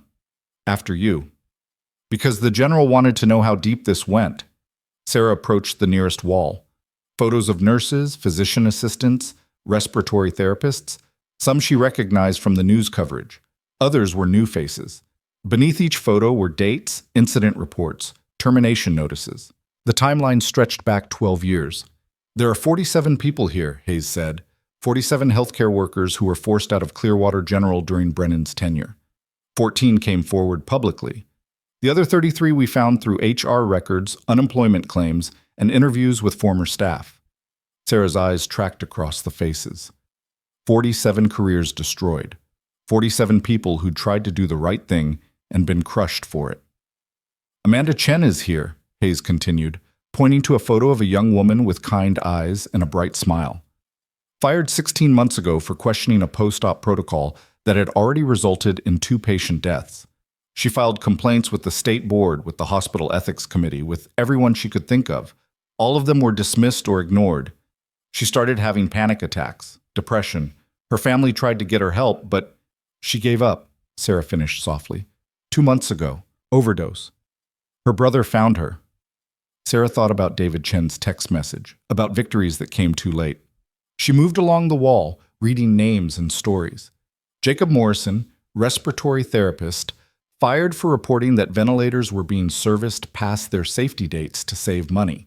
Patricia Valdez, surgical nurse, terminated for documenting that Brennan had performed an operation while impaired. Kenneth Wright, ER physician assistant, pushed out after questioning why certain patients were being transferred to more expensive facilities when Clearwater could handle their care. The pattern was consistent and damning. Anyone who threatened Brennan's authority, his revenue stream, or his reputation was systematically eliminated. "Why are you showing me this?" Sarah asked. "Because Brennan surrendering his license doesn't fix this. The system that protected him for 12 years is still in place. The hospital administrators who ignored complaints are still employed. The board members who enabled him are still serving. And Clearwater isn't the only hospital where this happens. It's just the one that got caught." Sarah turned to face Hayes directly. "What are you asking me to do?" "I'm not asking, I'm offering you a choice. You can accept Brennan's surrender as victory and move on with your life. Work as our consultant, help patients, teach the next generation. That's honorable work, and no one would blame you. Or you can go bigger. Use your platform to push for real systemic change. Testify before state medical boards, healthcare committees, congressional hearings if it comes to that. Make noise until the entire industry has to respond. But I need to warn you, that path is going to be brutal. You'll be attacked constantly. Every mistake you've ever made will be examined. Every decision will be questioned. You'll become a symbol whether you want to be or not. And symbols don't get to have private lives." Sarah looked back at the wall of faces, at Amanda Chen's photo, at all the others who'd fought and lost. "I need time to think," she said. "Take all the time you need. But Mitchell? Whatever you decide, make sure it's what you can live with. Because once you choose, there's no going back." Sarah left the basement feeling like she was carrying extra weight. She returned to Emma's room and found the child awake, talking quietly with her father. Emma's voice was still rough, but getting stronger. "Sarah!" Emma's face lit up when she saw her. "Dad says I can go home soon." "Maybe in a few days if you keep doing this well." Sarah checked the monitors, examined the surgical site. Everything looked perfect. "You're healing faster than anyone expected." "Because you fixed me right." Sarah smiled despite the heaviness in her chest. "You did the hard part. You kept fighting." After ensuring Emma was stable, Sarah finally left the facility and drove back to the temporary apartment. It was approaching evening, the sky painted in shades of purple and orange. Her phone had been on silent for hours, and when she checked it, she found 127 new messages. She ignored all of them except one, from Jennifer Park. "Sarah, I need to talk to you about something important. Can you call when you have a chance?" Sarah dialed immediately. "Hey," Jennifer answered. "Thanks for calling back. I know you're probably drowning in this, but I wanted to give you a heads up. Some of us have been talking, the 14 who came forward, and we're thinking about forming an organization, a nonprofit focused on protecting healthcare workers from retaliation. We'd offer legal support, document patterns of abuse, push for legislative changes. We want you to be the founding director." Sarah sat down heavily on the couch. "Jennifer, I know it's a lot, and I know you didn't ask for any of this, But you're the reason any of us had the courage to speak up. You're the one who made people pay attention. And if we're going to actually change things, we need someone people will listen to. I'm not a leader. I'm a nurse. You're both. And right now, we need the leader more than we need another nurse. Jennifer paused. Look, I'm not asking you to decide tonight, but think about it. Because we can either accept our settlements and go back to our lives, or we can make sure this never happens to anyone else. Your call.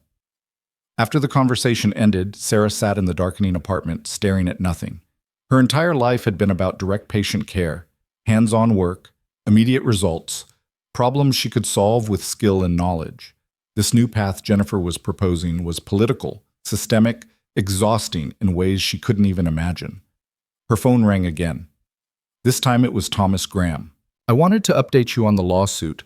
With Brennan's public apology and license surrender, we're in an incredibly strong position. I've been contacted by attorneys representing the hospital. They want to settle. We're talking substantial money, enough that you'd never have to work again if you didn't want to. How substantial? 7 figures, each, for all 14 of you, plus the hospital agreeing to fund the creation of an independent ethics oversight board and implementing new whistleblower protections. Sarah's mouth went dry. That kind of money would change everything. She could retire, travel, finally have the life she'd sacrificed for 23 years of night shifts and double overtime. There's a catch, Graham continued. They want confidentiality agreements. Not about the past, you can talk about what happened, but about the settlement terms and any ongoing issues at the hospital. They're trying to draw a line under this and move forward. What do the others think? Mixed. Some want to take the money and be done. Some want to fight longer. Everyone's looking to you for guidance, whether that's fair or not. Sarah closed her eyes. Can I have 24 hours to think about it? Of course. But Sarah, whatever you decide, make sure it's what you want, not what you think everyone else needs from you. That night, Sarah couldn't sleep.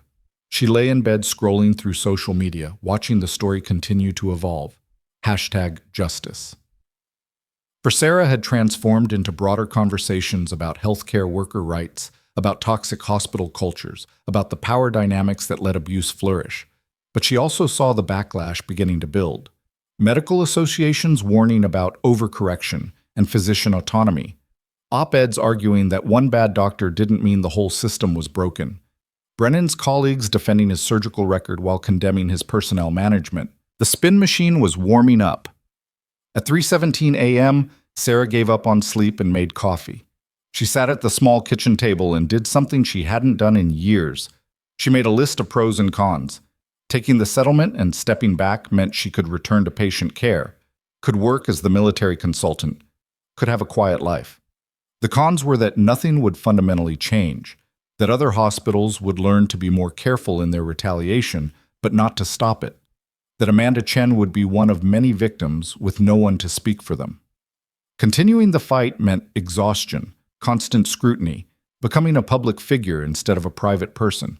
It meant testifying at hearings, doing media interviews, spending more time in conference rooms than at bedsides. The cons were obvious. But the pros, the possibility of actual systemic change, of preventing future casualties, of turning this moment into a movement, those were harder to dismiss. Dawn came without clarity. Sarah showered, dressed, and drove back to the military facility. Emma was being prepared for discharge. Her vitals had remained perfect for 48 hours, and the swelling had resolved completely. The child was going home. Sarah helped with the final checks, provided the father with detailed care instructions, and accepted a hug from Emma that was surprisingly strong for someone who'd been dying 3 days ago. "Thank you for saving me," Emma whispered. "Thank you for being tough enough to save," Sarah whispered back. After they left, Sarah found herself in the basement again, staring at the wall of faces. Colonel Hayes appeared beside her. "Have you decided?" Hayes asked. "I think so. But I need to make some calls first." Sarah spent the next 3 hours on the phone. She called each of the 14 nurses who'd come forward, asked them what they wanted, what they needed, what justice looked like to them. The answers varied, but a pattern emerged. They wanted the money, yes, they'd earned it through suffering, but they also wanted to matter. They wanted their pain to count for something beyond their individual settlements. Then Sarah called David Chen, Amanda's brother. I'm sorry I couldn't save your sister, Sarah said quietly. You couldn't have. She was gone before you ever made the news. But you can honor her. You can make sure her death meant something. How? Keep fighting. Don't let them pay you to be quiet.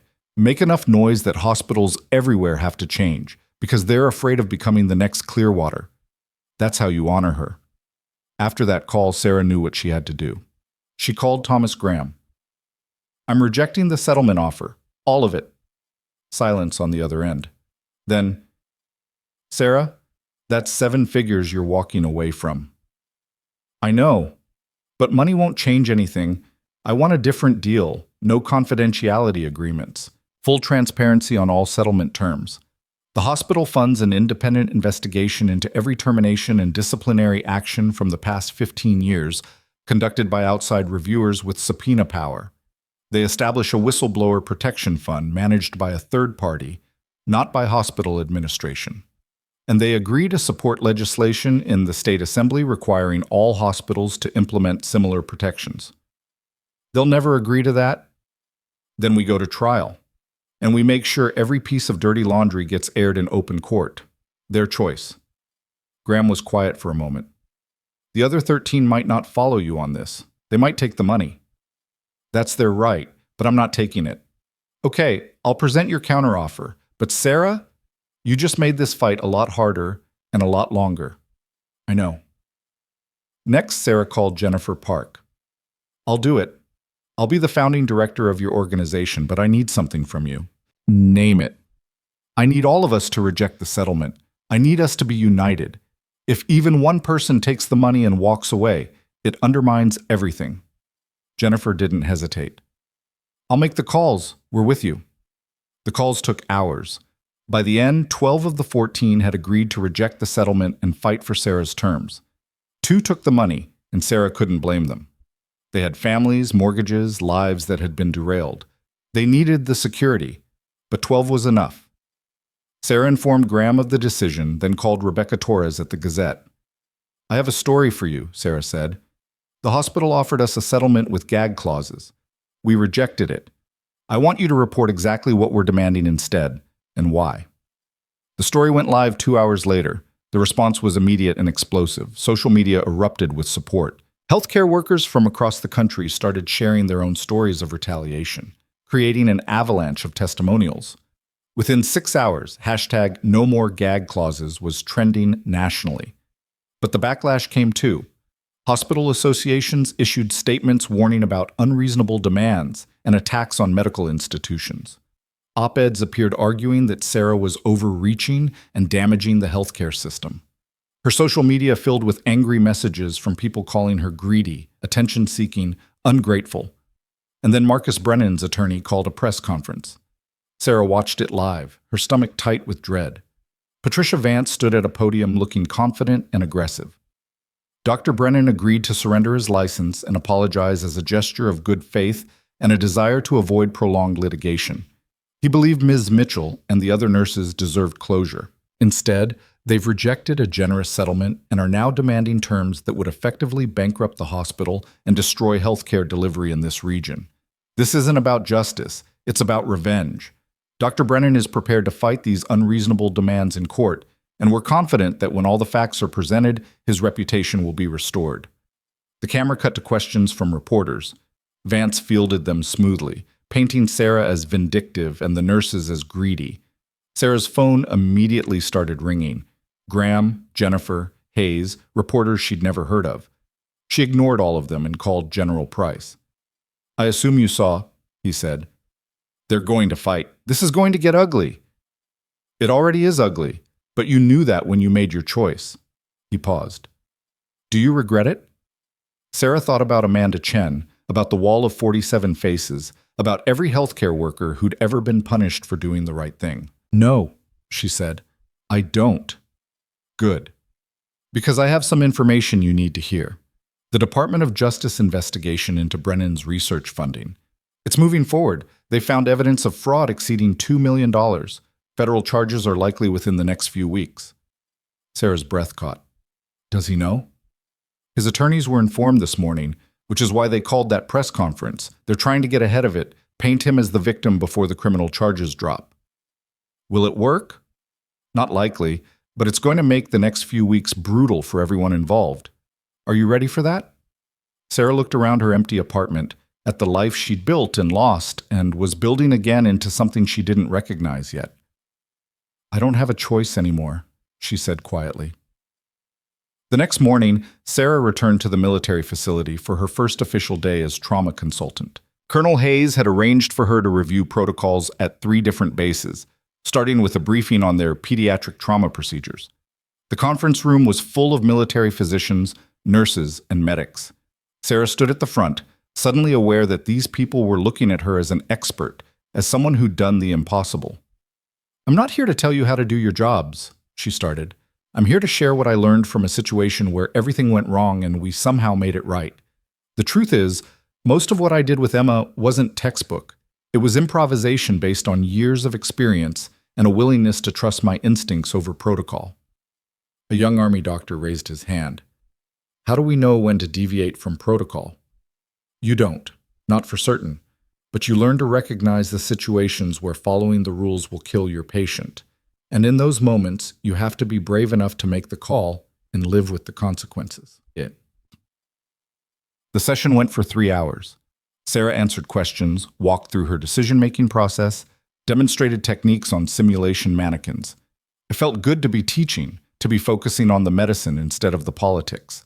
But during a break, she checked her phone and found chaos waiting. Clearwater General's board had issued a response to Sarah's counteroffer. They rejected every demand, called the terms extortionate, and announced they were prepared to defend themselves vigorously in court. Additionally, they'd filed a motion to have the lawsuit dismissed, arguing that Brennan's resignation and apology constituted sufficient remedy. Thomas Graham had already filed a response, but he'd also sent Sarah a text. This is going to trial. Could take years. Are you sure? Sarah stepped outside into cold morning air and called him back. I'm sure. What do we need to do? Prepare for war, discovery, depositions, media battles, personal attacks. They're going to dig into your entire life looking for anything they can use against you. Every mistake, every bad decision, every moment of human weakness. They'll use it all. Let them look. I've got nothing to hide. Everyone has something to hide, Sarah. The question is whether you can live with it becoming public. After the call, Sarah stood in the parking lot watching military personnel move with purpose and discipline. She thought about her own life, about the choices she'd made and the ones she regretted. There weren't many. She'd lived carefully, professionally, by the rules. Until she hadn't.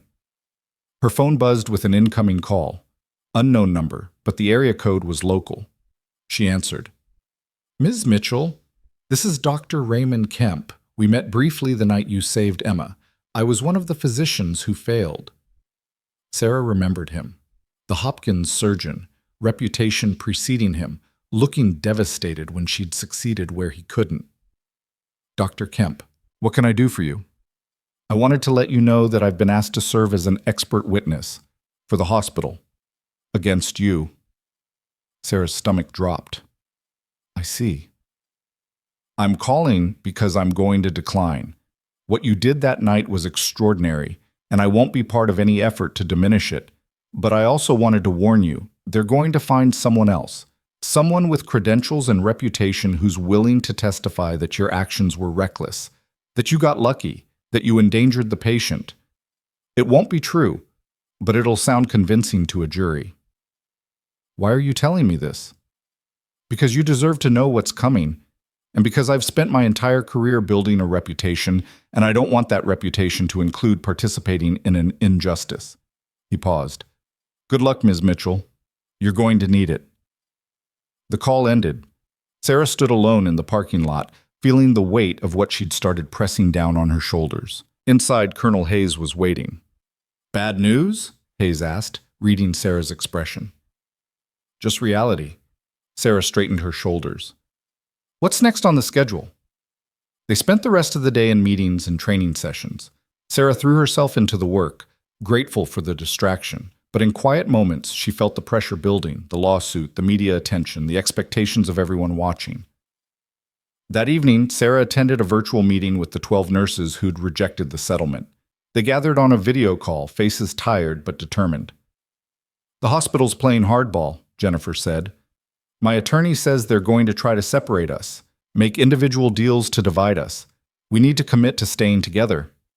One by one, they agreed.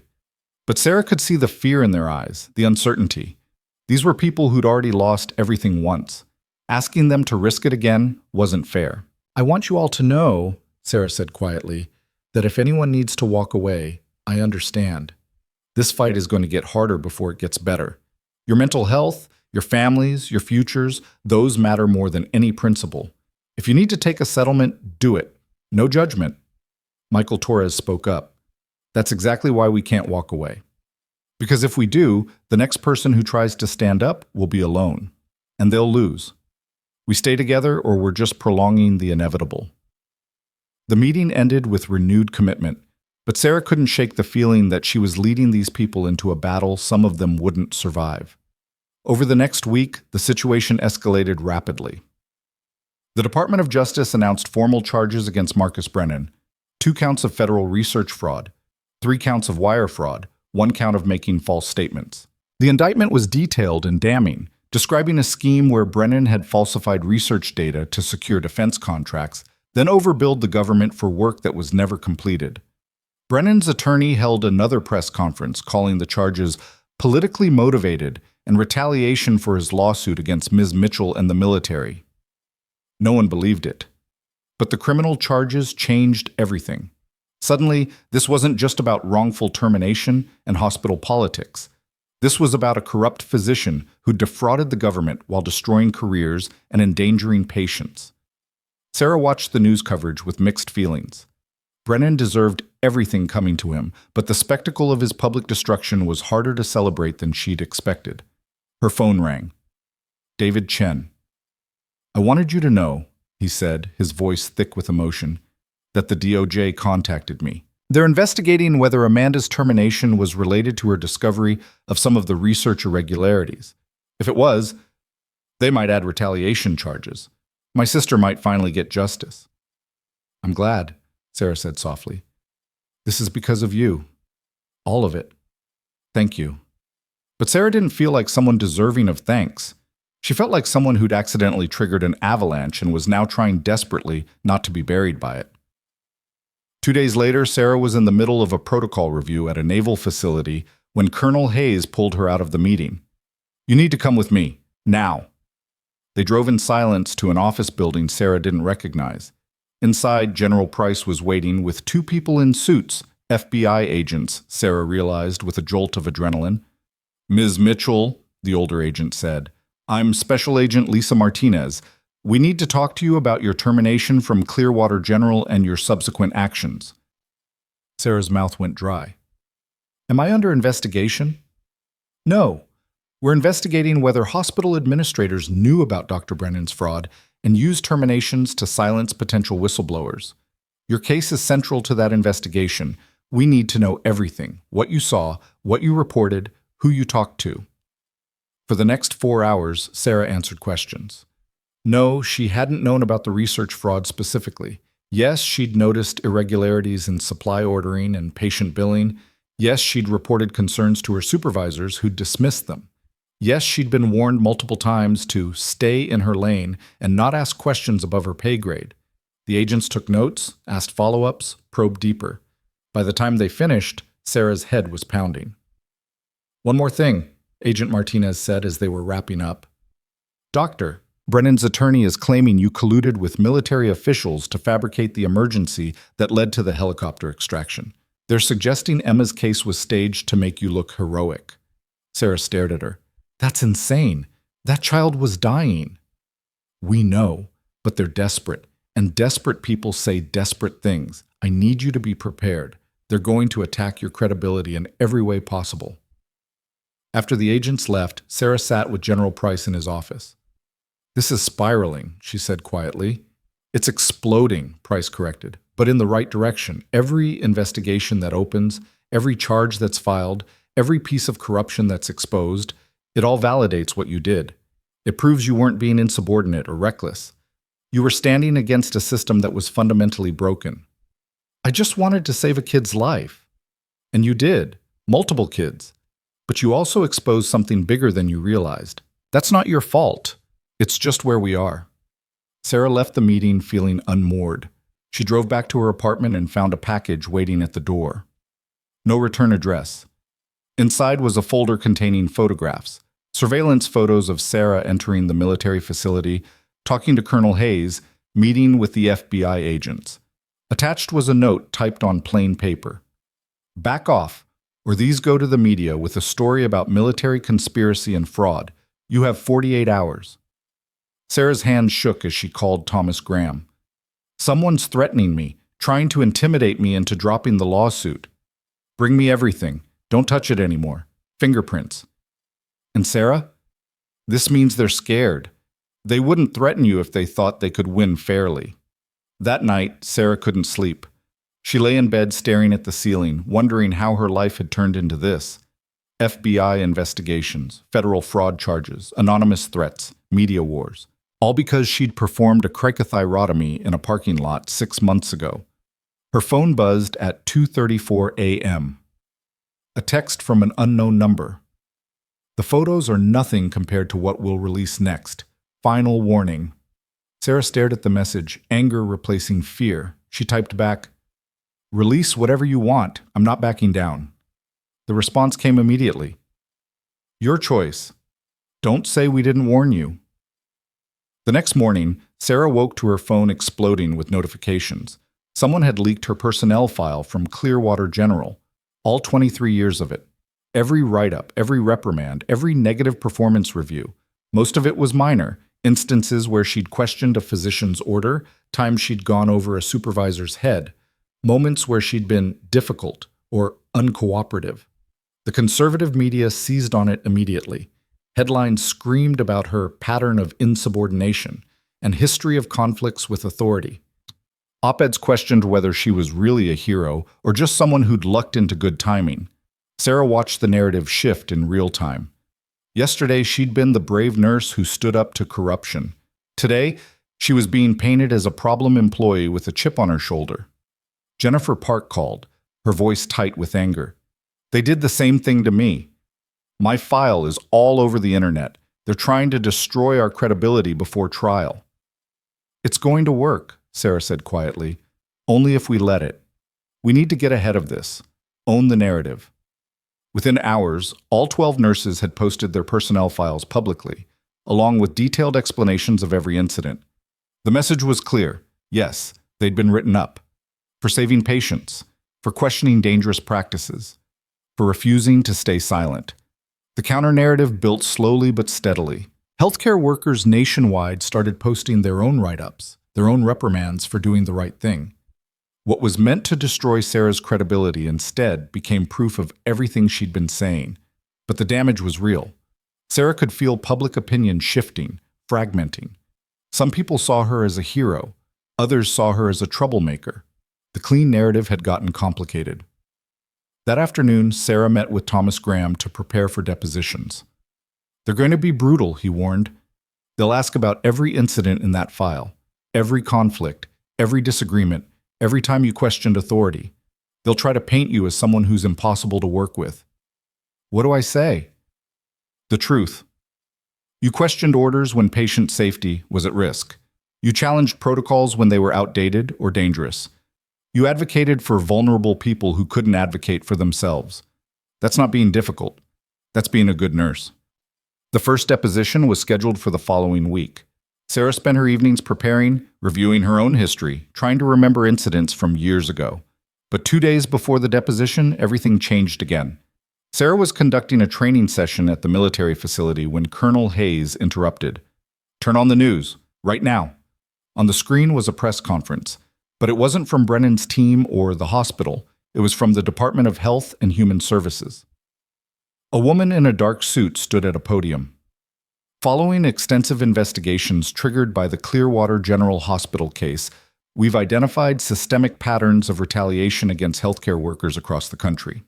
We're announcing a federal task force to investigate workplace retaliation in medical facilities with subpoena power and criminal referral authority. Additionally, we're proposing new federal regulations requiring hospitals to establish independent ethics boards and whistleblower protections as a condition of receiving Medicare and Medicaid funding. Sarah stared at the screen, unable to process what she was hearing. The official continued. We're also announcing criminal investigations into 17 hospital administrators and executives who may have participated in or enabled fraudulent practices. This is the largest healthcare corruption investigation in decades, and it started with one nurse who had the courage to speak up. The camera cut to reporters shouting questions. Sarah's phone started ringing immediately. Graham, Jennifer, reporters. Numbers she didn't recognize. She answered Hayes's call first. "Did you know about this?" Sarah asked. The general might have mentioned that some calls were being made to federal agencies, but even he didn't expect this kind of response. Sarah felt dizzy. What had started as a wrongful termination case had mushroomed into a national investigation. The scope was staggering. Her phone buzzed with a text from Thomas Graham. "The hospital just called. They want to talk settlement, real settlement this time. Call me ASAP." But before Sarah could respond, another text came through. This one from a number she didn't recognize. "You won. Congratulations. But winning comes with costs you haven't imagined yet. Watch your back." Sarah stared at the message, a chill running down her spine. She looked up to find Colonel Hayes watching her with concern. "What is it?" Hayes asked. Sarah showed her the message. Hayes's expression darkened. "We need to increase your security, starting now." "I don't need—" "Sarah, you just triggered the largest healthcare corruption investigation in history. You think the people going down for this are going to go quietly? You need protection." That night, Sarah sat in her apartment, now with a security detail outside, and tried to process everything. Federal investigations, criminal charges against hospital executives, security threats, settlement negotiations, a deposition in 2 days that might not even matter anymore. Her phone rang. It was her mother, calling from Arizona, voice shaking. "Sarah, there are reporters at my door. They're asking about you, about our family, about everything. What's happening?" Sarah closed her eyes. Of course they'd go after her family. Of course they'd try to find leverage anywhere they could. "Mom, I'm sorry. This is bigger than I expected. Don't talk to anyone. I'll handle it." After calming her mother down and arranging for General Price's people to provide security in Arizona, Sarah sat alone in the dark and asked herself the question she'd been avoiding. Was this worth it? The answer came not from logic, but from memory. Emma breathing on her own. The boy in the parking lot playing soccer. Amanda Chen's brother thanking her for making his sister's death mean something. 47 faces on a wall, finally getting justice. Yes, it was worth it. But as Sarah finally fell into exhausted sleep at 3 a.m., she had no idea that in a luxury penthouse across the city, Marcus Brennan was making a call that would change everything one more time. "I'm ready to talk," he told the person on the other end. "But not to attorneys, not to investigators. I want to talk directly to Sarah Mitchell, just her. No lawyers, no cameras, no witnesses. Tell her if she wants the whole truth about what really happened at Clearwater, about who really gave the orders, about how deep this actually goes. She needs to meet me, alone, tomorrow night." The message reached Sarah at 6:47 a.m. through Thomas Graham, who called sounding both intrigued and alarmed. "Brennan wants to meet with you, privately, says he'll tell you everything, who is really pulling the strings, how deep the corruption goes, all of it, but only if you come alone." Sarah was already awake, coffee in hand, watching the sunrise through her apartment window while a security guard sat in a car outside. That's obviously a trap. Obviously. But what if it isn't? What if he actually knows something that could blow this whole thing open even wider? Then he can tell it to the FBI. He won't. His attorney made that clear. It's you or nobody. Graham paused. "I'm not saying you should do it. I'm saying we need to consider what we might be missing if you don't." Sarah thought about the anonymous threats, about the surveillance photos, about the way this case kept expanding into territories she hadn't anticipated. "Where does he want to meet?" "Neutral ground. A restaurant called the Harbor View. Public place. Lots of witnesses. Tomorrow night at 8. I'll think about it." After hanging up, Sarah called General Price and told him about the request. "Absolutely not," Price said immediately. "This man is facing federal charges. He's desperate. Meeting him privately is dangerous and potentially illegal. Anything he tells you without his attorney present could be inadmissible. What if he's trying to implicate someone bigger? What if there's something the investigations haven't found yet? Then he can tell it to federal prosecutors. Sarah, you're not an investigator. You're a witness and a plaintiff. Don't let him manipulate you into thinking you're something else. But the idea haunted Sarah throughout the day. She went through her scheduled activities at the military facility, a training session on pediatric airway management, a consultation on updating emergency protocols. But her mind kept circling back to Brennan's offer. That evening, Jennifer Park called. Please tell me you're not actually considering meeting with him. How did you know about that? Graham told my attorney, who told me. Sarah, this is insane. He's going to record you, twist your words, try to get you to say something he can use against us. Or he's going to tell me something important. And you can't let the professionals handle it because… Sarah didn't have a good answer to that. The truth was, she wanted to look Marcus Brennan in the eye. She wanted to understand how someone could destroy so many lives so casually. She wanted confrontation, closure, something that felt more definitive than watching lawyers argue in conference rooms. I won't go alone, Sarah said finally. I'll have security nearby. I'll record everything, but I need to hear what he has to say. Jennifer was quiet for a long moment. You know what really scares me? That you sound like you've already decided. After the call ended, Sarah sat with that observation. Had she decided? Was this about getting information or about something else entirely? Some need to face her demon directly? She called Thomas Graham back. Set it up, tomorrow night, but I want everything documented. Security in the restaurant, recording devices, the whole thing legal and airtight. Sarah, I'm doing this. Make it happen safely, or I'll do it anyway. Graham sighed. I'll coordinate with the general security team. But for the record, I think this is a terrible idea. The next day moved with agonizing slowness. Sarah went through the motions of her work, but her mind was elsewhere. Colonel Hayes cornered her during lunch. I heard about tomorrow night. The general is not happy. The general doesn't get to control my personal decisions. He does when those decisions could compromise an ongoing federal investigation. Hayes softened her tone. What are you really hoping to get from this? Sarah considered the question honestly. I want to understand, how does someone become that corrupt? How does a system let it happen? Those aren't questions the lawsuits will answer. Maybe some questions don't need answers. Maybe some people are just broken, and understanding why doesn't change what they did. But Sarah couldn't let it go. That evening, she reviewed everything she knew about Marcus Brennan. His career, his publications, his rise through Clearwater General's hierarchy. On paper, he'd been impressive. Medical degree from Stanford, surgical residency at Johns Hopkins, fellowships at prestigious institutions, awards, recognition, a CV that read like a success story. Somewhere along the way, ambition had curdled into corruption. Or maybe it had always been there, just hidden better in the beginning. The next evening, Sarah dressed carefully, professional but not formal. Approachable, but not vulnerable. She wore a small recording device Graham's team had provided, checked and rechecked that it was working. The security detail would be in the restaurant posing as regular diners, close enough to intervene if needed. The harbor view was exactly what its name suggested. An upscale seafood restaurant with floor-to-ceiling windows overlooking the water. Sarah arrived 15 minutes early and was shown to a corner table with clear sight lines. She ordered water and waited.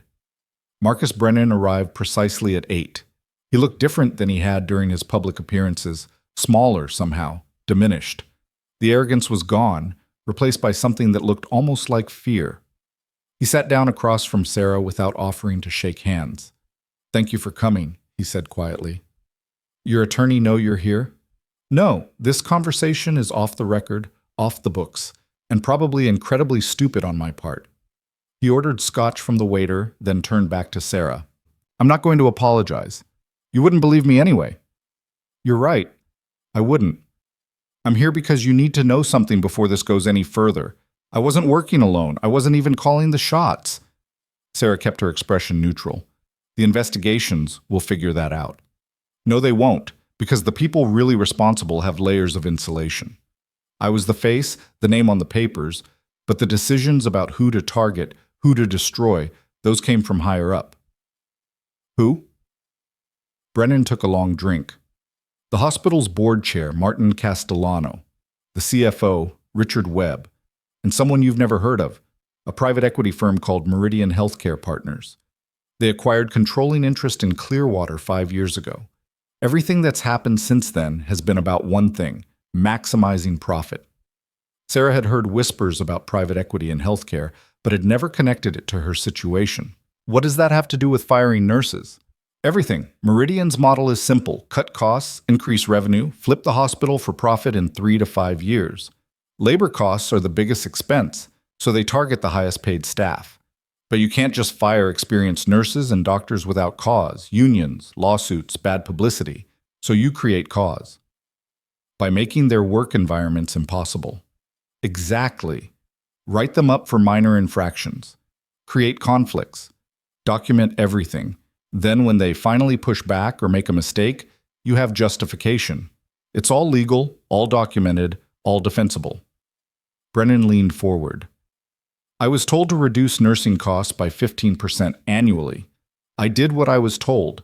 And when nurses like you stood in the way, when you questioned procedures designed to save money rather than help patients, you had to go. Sarah felt sick. So Amanda Chen, Jennifer Park, all the others, they were just line items on a spreadsheet? They were obstacles to profitability. I didn't enjoy destroying careers, Sarah, but I was told very clearly, meet the targets or be replaced by someone who would. And I'd spent my entire life building my career. I wasn't going to throw it away over hospital politics. You threw it away anyway. You just took other people down with you. Brennan flinched. I know, and I'm going to prison for it. Federal charges stick. But Castellano and Webb, they'll claim ignorance. Say they trusted me to run the medical side while they handled finances. Meridian will say they're just investors, not involved in daily operations. They'll walk away clean while I take the fall for everything. Why are you telling me this? Because you're about to settle with the hospital. And when you do, part of that settlement will release Castellano, Webb, and Meridian from liability. They're counting on you taking the money and going away so they can do this again at the next hospital they acquire. Sarah's pulse quickened. You're saying the settlement offer is designed to protect them? I'm saying you're not fighting the right enemy. I'm just middle management who got too greedy and too sloppy. The people who actually created this system are still out there, still operating, and they're about to get away with it because everyone's focused on me. Then why not tell this to the FBI? Why not expose them yourself? Brennan smiled bitterly.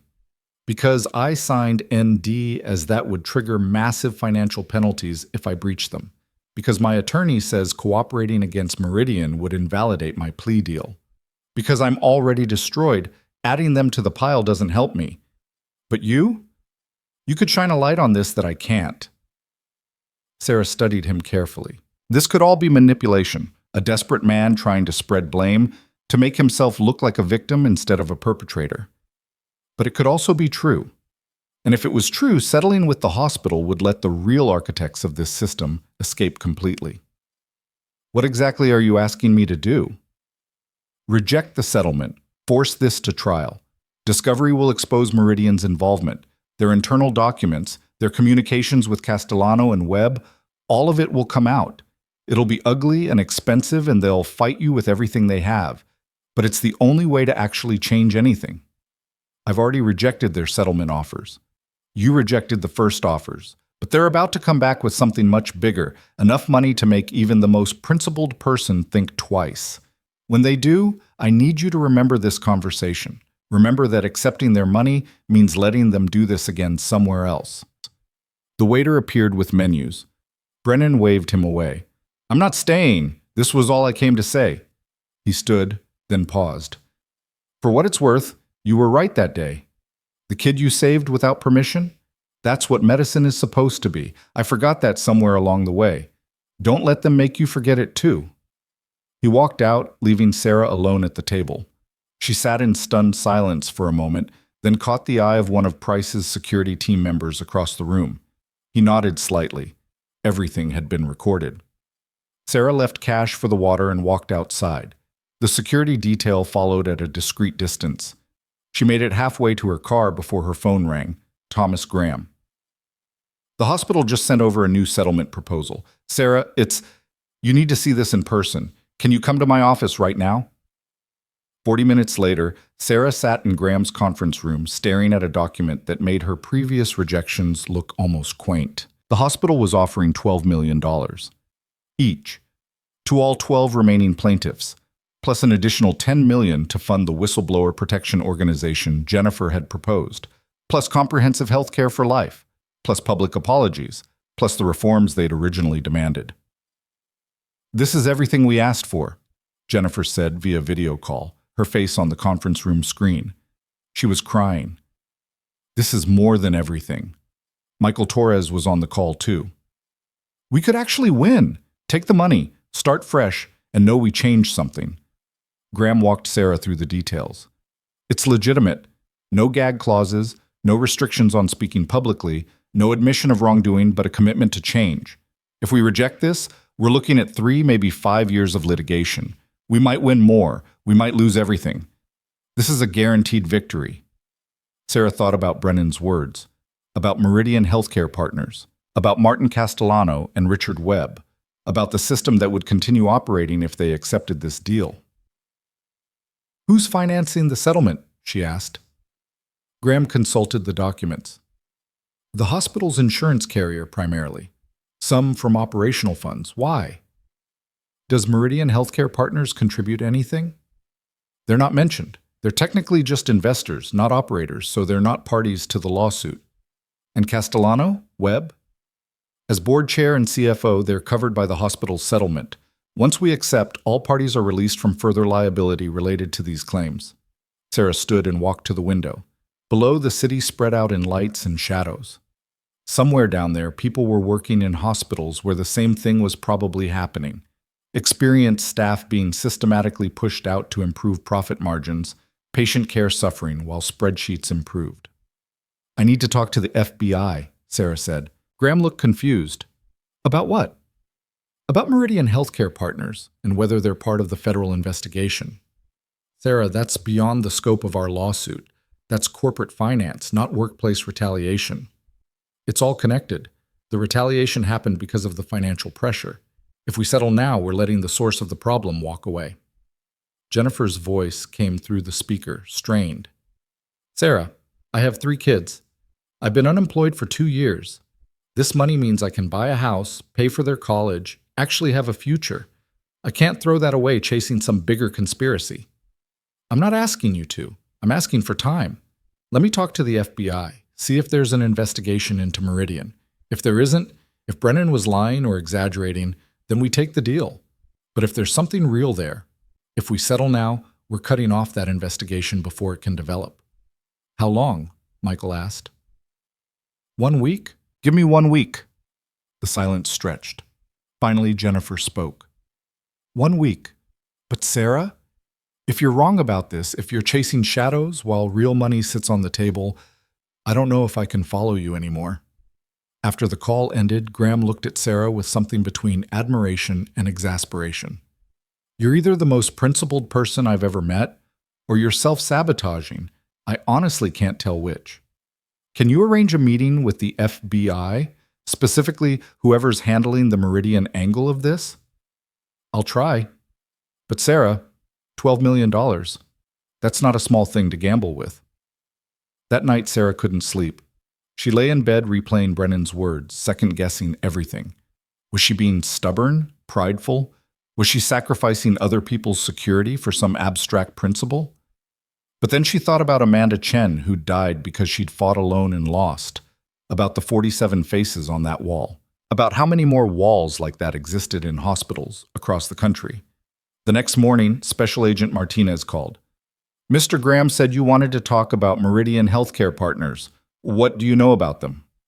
Sarah recounted her conversation with Brennan, leaving nothing out. Martinez was silent for a long moment. "Dr. Brennan told you this voluntarily?" "Yes, he said he wanted me to know before I settled." "And you recorded it?" "General Price's security team did, yes." "I need that recording. And Sarah, don't discuss this with anyone else. If what Brennan told you is accurate, we're talking about something much bigger than one hospital." The recording was delivered within an hour. 2 days later, Martinez called Sarah back and asked her to come to the federal building downtown. Sarah arrived to find not just Martinez, but 3 other agents and an attorney from the Department of Justice. "We've been investigating Meridian for 6 months," Martinez said without preamble. "They own or have significant stakes in 47 hospitals across 12 states. We've identified patterns of cost-cutting that compromise patient care, systematic targeting of experienced staff, and in several cases, what appears to be fraudulent billing to Medicare and Medicaid. But we've been struggling to get inside their operation. Everyone who works for them signs ironclad NDAs, and they're very good at creating legal distance between ownership and management." "What does this have to do with me?" Sarah asked. "Your lawsuit and the publicity around it has created cracks. People are coming forward. Former employees of Meridian-owned hospitals are breaking their NDAs because they see that change might actually be possible.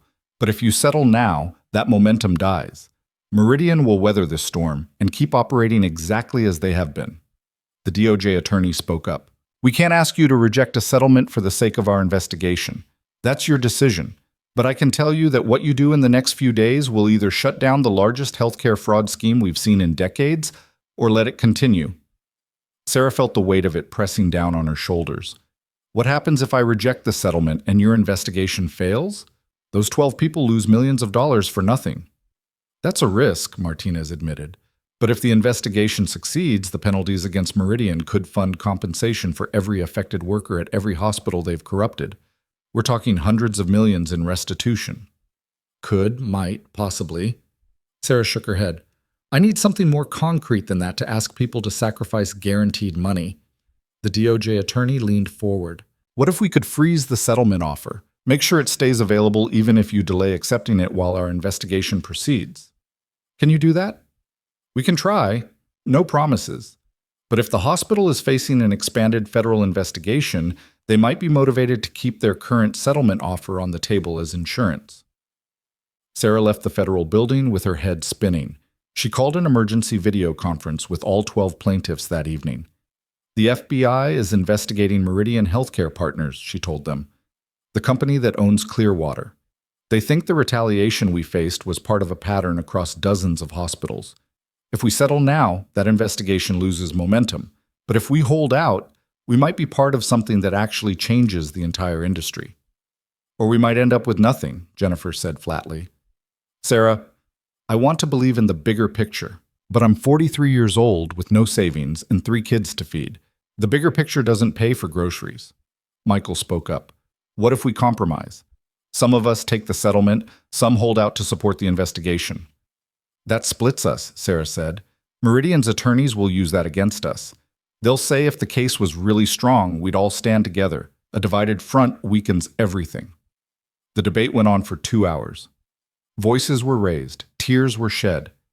In the end, they took a vote. 7 wanted to accept the settlement, 5 wanted to wait for the FBI investigation to develop. Sarah was one of the 5. "Then we split," Jennifer said quietly. "I'm sorry, Sarah. I believe in what you're doing, but I can't risk my family's future on a might and a maybe."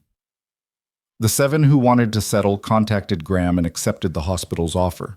The 5 who remained, Sarah, Michael, Robert Kim, Patricia Valdez, and Kenneth Wright, prepared for the long fight. The hospital's response was swift and brutal.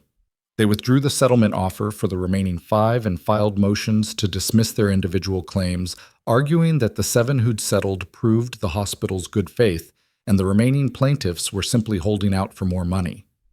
The media narrative shifted overnight. Sarah went from principled crusader to greedy opportunist. Op-eds questioned why she'd rejected millions of dollars. Social media accused her of sabotaging the other nurses' settlements for her own ego. Thomas Graham tried to prepare her for the onslaught. "The next few months are going to be hell. They're going to audit your taxes, dig through your medical records, interview every person you've ever worked with. They're going to try to break you." Let them try. But Sarah wasn't prepared for how systematic the attacks would be. Within a week, conservative news outlets ran stories about her troubled employment history. Within 2 weeks, anonymous sources leaked claims that she'd been romantically involved with General Price, completely false, but the rumors stuck. Within 3 weeks, her elderly mother in Arizona was being harassed by reporters asking if Sarah had always been difficult and prone to exaggeration.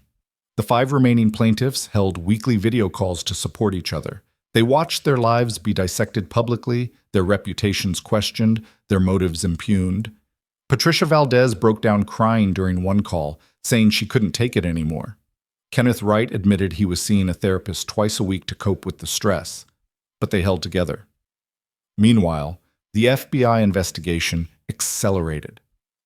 Armed with Brennan's information and the recordings from Sarah's meeting, agents obtained search warrants for Meridian's offices. The raids made national news, federal agents carrying out boxes of documents, seizing computers, interviewing executives. Martin Castellano and Richard Webb were called before a grand jury. Both invoked their Fifth Amendment rights. Meridian's stock price plummeted. Several board members resigned.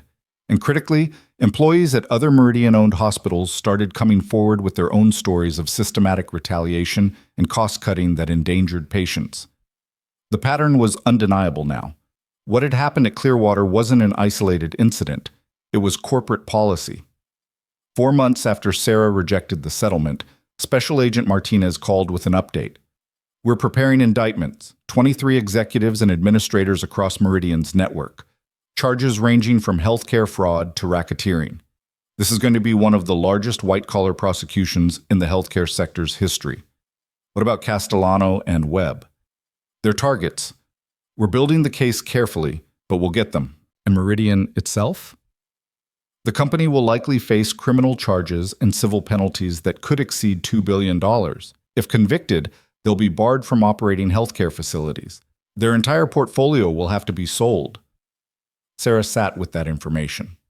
$2 billion, 23 indictments, an entire company potentially destroyed, all because she'd refused to accept millions of dollars and walk away. Was it worth it? She asked quietly. Martinez was silent for a moment. I can't answer that for you, but I can tell you that hundreds, maybe thousands of healthcare workers won't be retaliated against now. Patients will receive better care because hospitals will be too afraid to cut corners. That has value, even if it's hard to quantify. The indictments came down 3 weeks later. The news coverage was massive. Federal marshals arresting executives in their offices, perp walks, arraignments. Martin Castellano claimed innocence, saying he'd been misled by subordinates. Richard Webb's attorney argued he was just following orders from Meridian.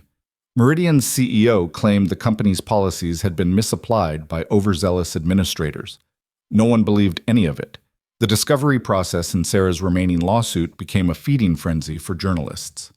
Internal documents showed Meridian executives explicitly discussing how to remove expensive veteran staff and optimize labor costs through managed attrition. Emails revealed that Castellano had been given bonuses tied directly to reducing nursing costs. Webb's financial projections showed patient care budgets being cut year after year while executive compensation increased. Everything Brennan had told Sarah was true, and now it was all public record. 6 months after rejecting the settlement, Sarah sat in Thomas Graham's office reviewing a new offer. This one wasn't from the hospital or Meridian, it was from the Department of Justice's restitution fund. Based on the penalties we're expecting from the criminal cases, the DOJ is prepared to offer compensation to all affected workers, Graham explained. You'd receive full back pay for the years you were terminated, plus damages for emotional distress, plus a percentage of the total recovery. For you specifically, we're looking at approximately $18 million. Sarah stared at the number. More than the original settlement. More than she'd ever imagined. What about the others, the 7 who settled? They keep their settlements and receive additional compensation from the restitution fund. Everyone wins. And the hospital, Meridian? Clearwater will be sold to a nonprofit healthcare system. New management, new board, complete restructuring. Meridian will be dissolved as part of the plea agreement. Their assets will be liquidated to pay penalties and restitution. Sarah thought about Amanda Chen, about the boy in the parking lot, about Emma breathing on her own. She thought about 47 faces on a wall and how many more faces had been saved by refusing to settle. I'll take it, she said, on one condition. What's that? Part of the restitution has to fund a national whistleblower protection organization, not just for healthcare workers, for anyone in any industry who faces retaliation for doing the right thing. And I want to run it. Graham smiled. I think we can arrange that. The final settlement was announced at a press conference 8 months after Sarah had been fired. She stood at a podium surrounded by the other plaintiffs, all 12 of them, united again, and made a statement that was carried live on every major news network. This was never about money. It was about accountability.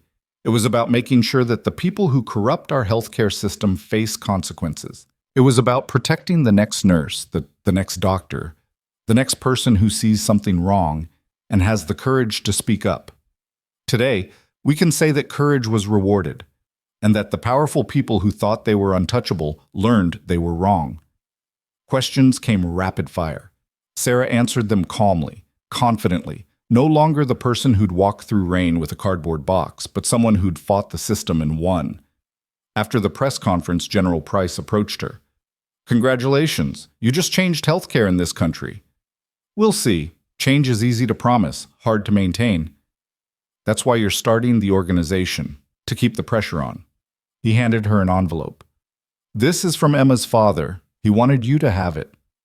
Inside was a photo of Emma at a soccer game, healthy and smiling, and a handwritten note. "Thank you for teaching her that people who do the right thing win, even when it's hard, even when it takes time. They win." Sarah felt tears prickling her eyes, but refused to let them fall. Not here, not now. That evening, Sarah returned to her apartment, her real apartment now, purchased with the advance on her settlement. No security detail outside anymore, no constant phone calls, just quiet. She poured a glass of wine and stood at the window watching the city lights. Somewhere out there, Marcus Brennan was in federal prison, serving 12 years. Martin Castellano and Richard Webb were awaiting trial, their careers destroyed. Meridian Healthcare Partners was being dismantled piece by piece. And Sarah Mitchell, the nurse who'd been fired for saving a child's life, was about to become the director of the most well-funded whistleblower protection organization in the country. Her phone buzzed with a text from Jennifer Park. "Thank you for not letting us take the easy way out. See you tomorrow for the board meeting?" Sarah replied, "Wouldn't miss it." She was about to set the phone down when one more message came through. Unknown number. Her heart rate spiked. After months of threats and harassment, unknown numbers still triggered anxiety. But this message read, "Ms. Mitchell, my name is Dr. Rebecca Huang. I'm a physician at Riverside Medical Center in California. I was just fired for questioning surgical protocols that I believe are dangerous. I saw what you did, what you won. I need help. Is your organization accepting cases yet?" Sarah stared at the message. The organization wasn't even officially launched. They didn't have staff or systems or protocols in place, but they had something more important. They had proof that fighting back could work. Sarah typed her response. "We're accepting cases. Send me everything. We'll figure this out together." She hit send and felt something settle into place. This was her life now. Not just treating patients one at a time, but fighting for the system that was supposed to protect them. Her phone immediately buzzed again. Another unknown number. "Ms. Mitchell, I'm a nurse in Texas. I was just written up for reporting a medication error. I'm afraid I'm next. Can you help?" And another. "Ms. Mitchell, I'm a respiratory therapist in Florida. They're forcing us to reuse single-use equipment. I complained. Now I'm being targeted. Please help." The messages kept coming. 5, 10, 20. Healthcare workers across the country who'd been fighting alone and losing, who'd seen Sarah's victory and found hope. Sarah sat at her kitchen table and began responding to each one, taking notes, building a database of cases. The work was overwhelming. The need was staggering. The fight would never really end. But for the first time in her adult life, Sarah Mitchell wasn't afraid of the fight. She wasn't trying to keep her head down or avoid making waves. She was the wave. At midnight, her phone rang one final time. Thomas Graham. "Just got word from the DOJ. The last of the Meridian executives just accepted a plea deal. 22 guilty pleas, 1 going to trial. It's over, Sarah. We won. Completely and totally won." Sarah looked at her laptop screen, at the spreadsheet of new cases already growing, at the work that was just beginning. "No," she said quietly. "We didn't win. We just started winning." And somewhere in the darkness beyond her window, in hospitals and clinics and medical centers across the country, Other people were facing the same choice Sarah had faced that night in the rain, to stay silent or to speak up, to accept injustice or to fight back. Because of what Sarah had done, a few more of them might choose to fight. The work began before the celebration ended. Sarah spent the next morning fielding calls from healthcare workers across the country, each one representing a new case, a new fight, a new person who'd been pushed to the breaking point by a system that valued profit over people. By noon, she had 43 documented cases spanning 17 states. Jennifer Park arrived at Sarah's apartment carrying coffee and bagels, looking both exhausted and energized. "We need office space," Jennifer said, spreading files across Sarah's kitchen table. "And staff, and legal support, and probably therapy for all of us. The settlement money won't be released for another month. Until then, we work from here. Your kitchen table is going to save healthcare workers nationwide. That's very on brand for you."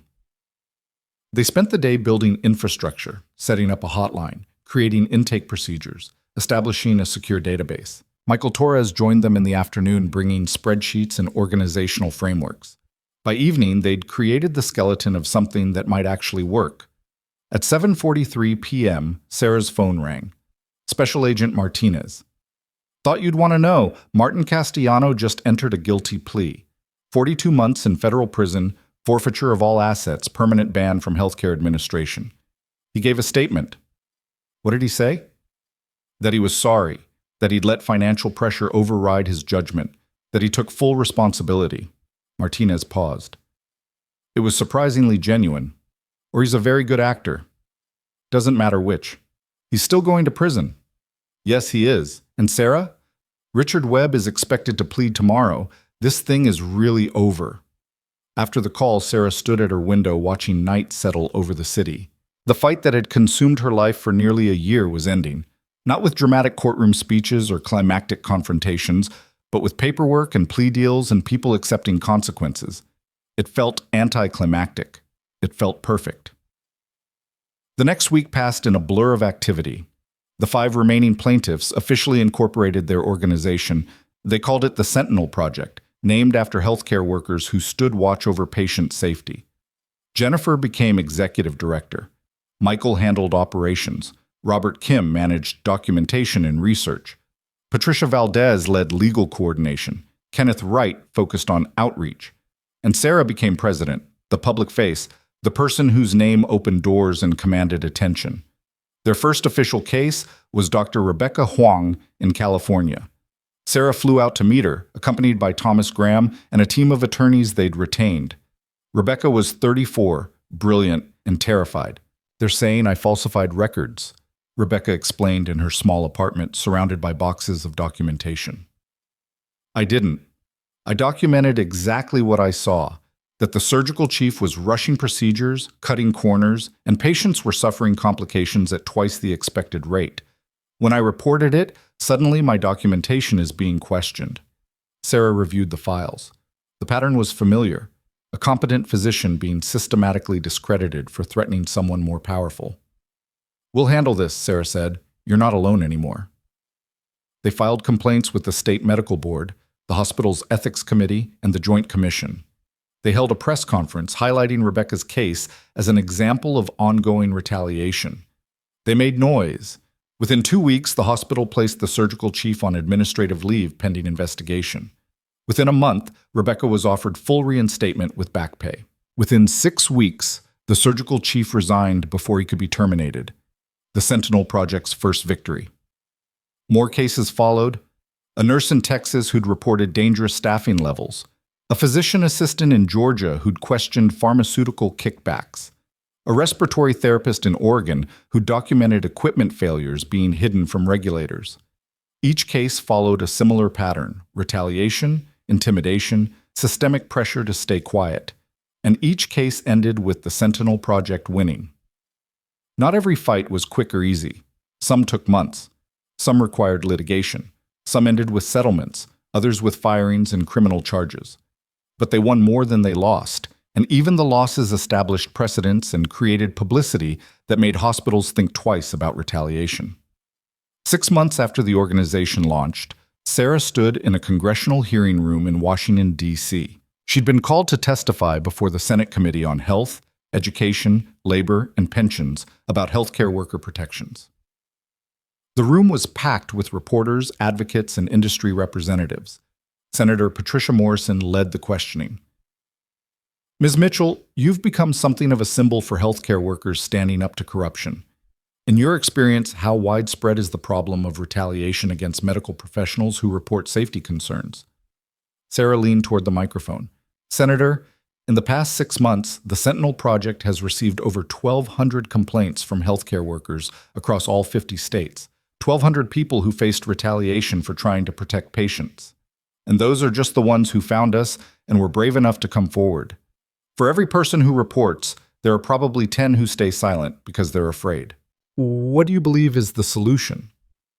Federal legislation with real enforcement mechanisms, criminal penalties for administrators who retaliate against whistleblowers, independent oversight boards that can't be influenced by hospital management, and cultural change. We need to start treating patient safety advocates like heroes instead of problems. The testimony lasted 3 hours.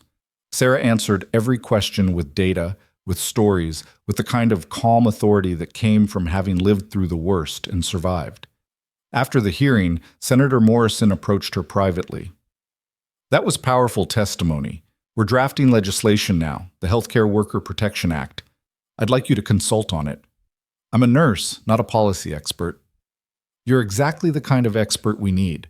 Someone who knows what actually happens in hospitals, not just what's supposed to happen. Sarah agreed. Over the next 4 months, she spent weeks in Washington working with senators and congressional staff to craft legislation that might actually protect healthcare workers. The bill had teeth: mandatory independent reporting systems, federal criminal charges for retaliation, whistleblower compensation funds financed by penalties against violating institutions. The healthcare industry lobbied hard against it. Hospital associations argued it would create legal chaos. Medical groups claimed it would undermine physician authority. Insurance companies warned about increased costs.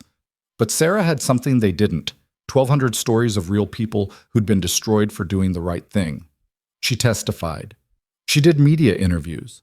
She shared case after case of healthcare workers who'd tried to protect patients and been crushed for it. Public opinion shifted decisively in favor of the legislation.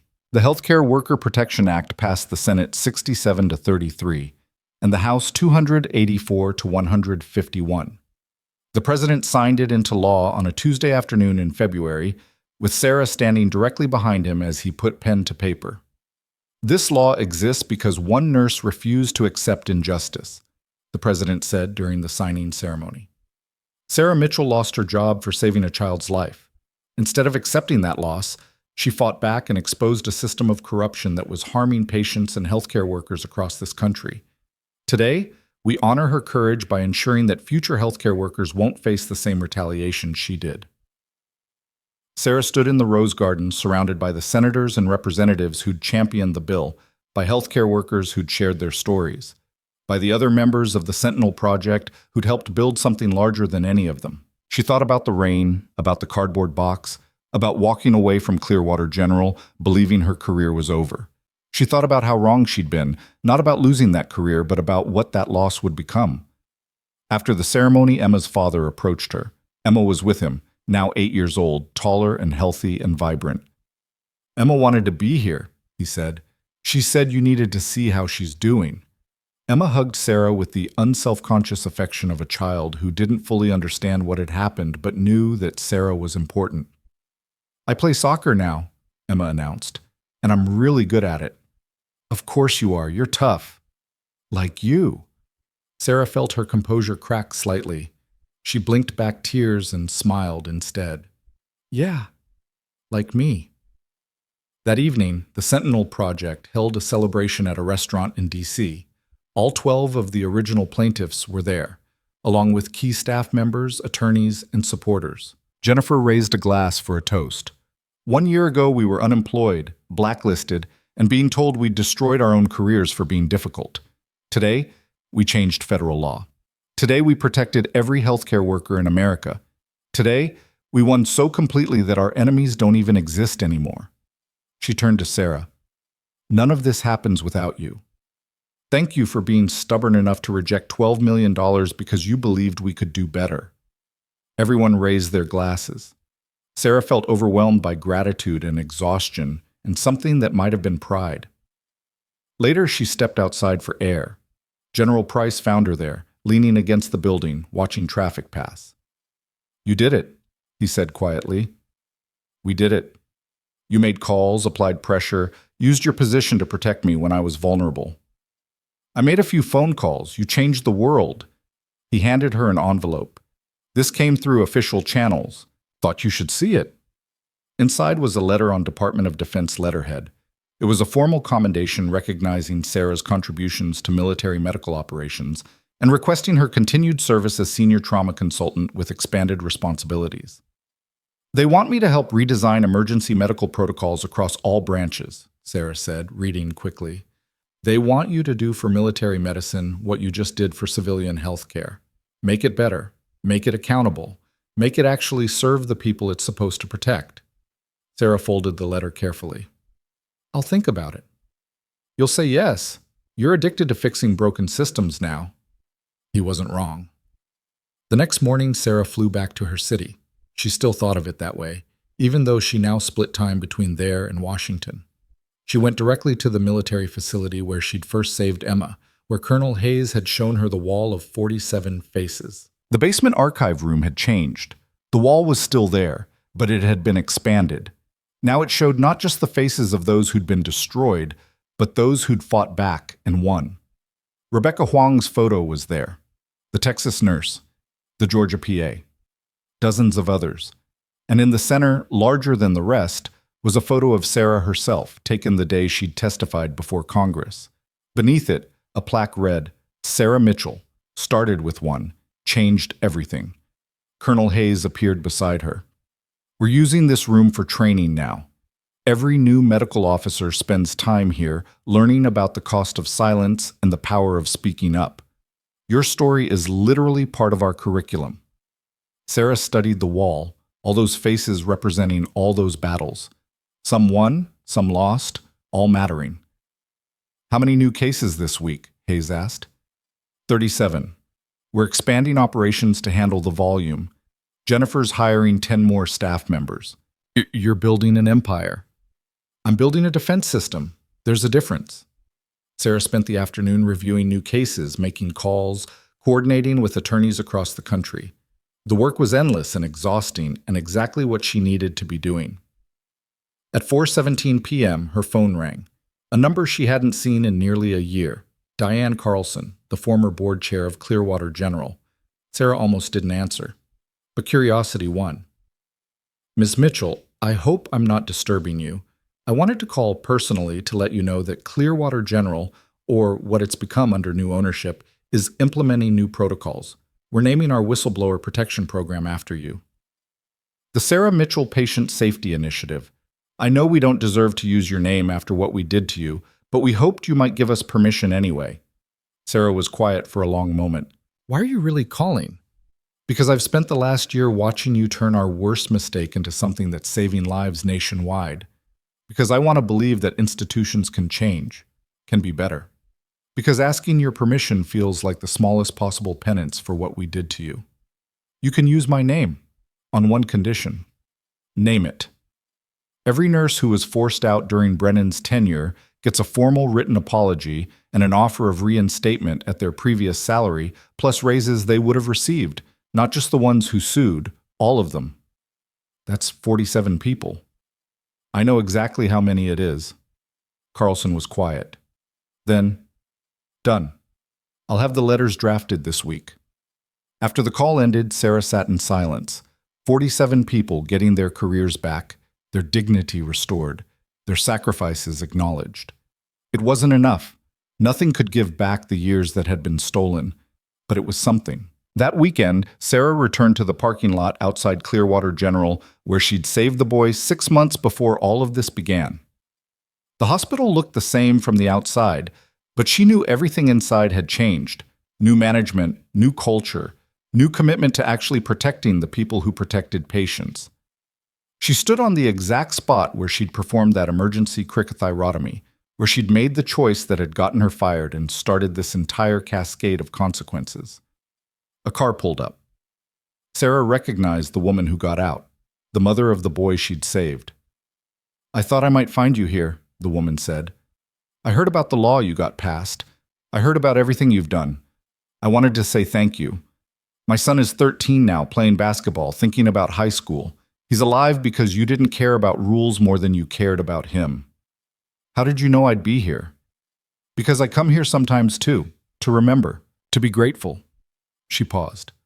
"The hospital wanted to put up a plaque commemorating what you did. Right here.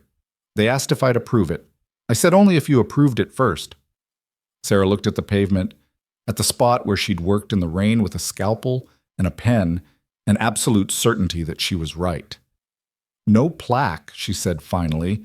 "This isn't about commemorating one moment.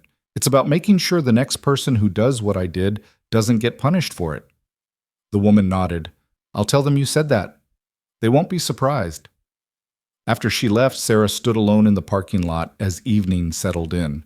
Her phone buzzed with incoming messages, new cases, updates on existing ones, media requests, congressional staffers seeking input on implementation of the new law. The work never stopped. The fight never ended. There would always be another hospital administrator prioritizing profit over patients, another physician abusing authority, another healthcare worker facing retaliation for speaking up. But now there was also the Sentinel Project. Now there was federal law with enforcement mechanisms. Now there were 1,200 people who'd found their voices and their courage. Now there was proof that fighting back could work. Sarah's phone rang. "Jennifer. We have a problem. Good problem, but still a problem. We just got contacted by healthcare workers in Canada, the UK, and Australia. They want to know if we can help them set up similar organizations in their countries." Sarah smiled. "Tell them yes. We'll figure out how." "Sarah, we're barely managing the American cases. How are we going to—" "We'll figure it out. We always do." 3 months later, Sarah stood in a university auditorium giving the commencement address to graduating nursing students. She looked out at 200 young faces, people just beginning careers in a system that would test them and challenge them and sometimes try to break them. "You're entering a profession that's being transformed," she told them. "A year and a half ago, speaking up about patient safety could end your career. Today, there are federal protections and support systems. But those protections only matter if you use them. If you see something wrong, say something. If you witness negligence or corruption or practices that endanger patients, report it. You have legal protection now, but more importantly, you have each other. You're not alone anymore." After the ceremony, students lined up to talk to her. They wanted advice, wanted stories, wanted to know how to be brave when the system demanded silence. Sarah answered every question, took every photo, signed every copy of the book she'd recently published, a memoir titled Just a Nurse, that had spent 6 weeks on the bestseller list and was being developed into a limited series for streaming. One student hung back until everyone else had left. She was young, maybe 22, and nervous. "Ms. Mitchell, I just wanted to say, my mom was one of the nurses, one of the 47. She was fired from Clearwater General when I was in high school. She worked as a home health aide for 3 years because no hospital would hire her after the termination. It destroyed our family financially, but last month she got her job back at Clearwater with full back pay. Because of you, because you didn't give up." Sarah felt emotion tighten her throat. "What's your mother's name?"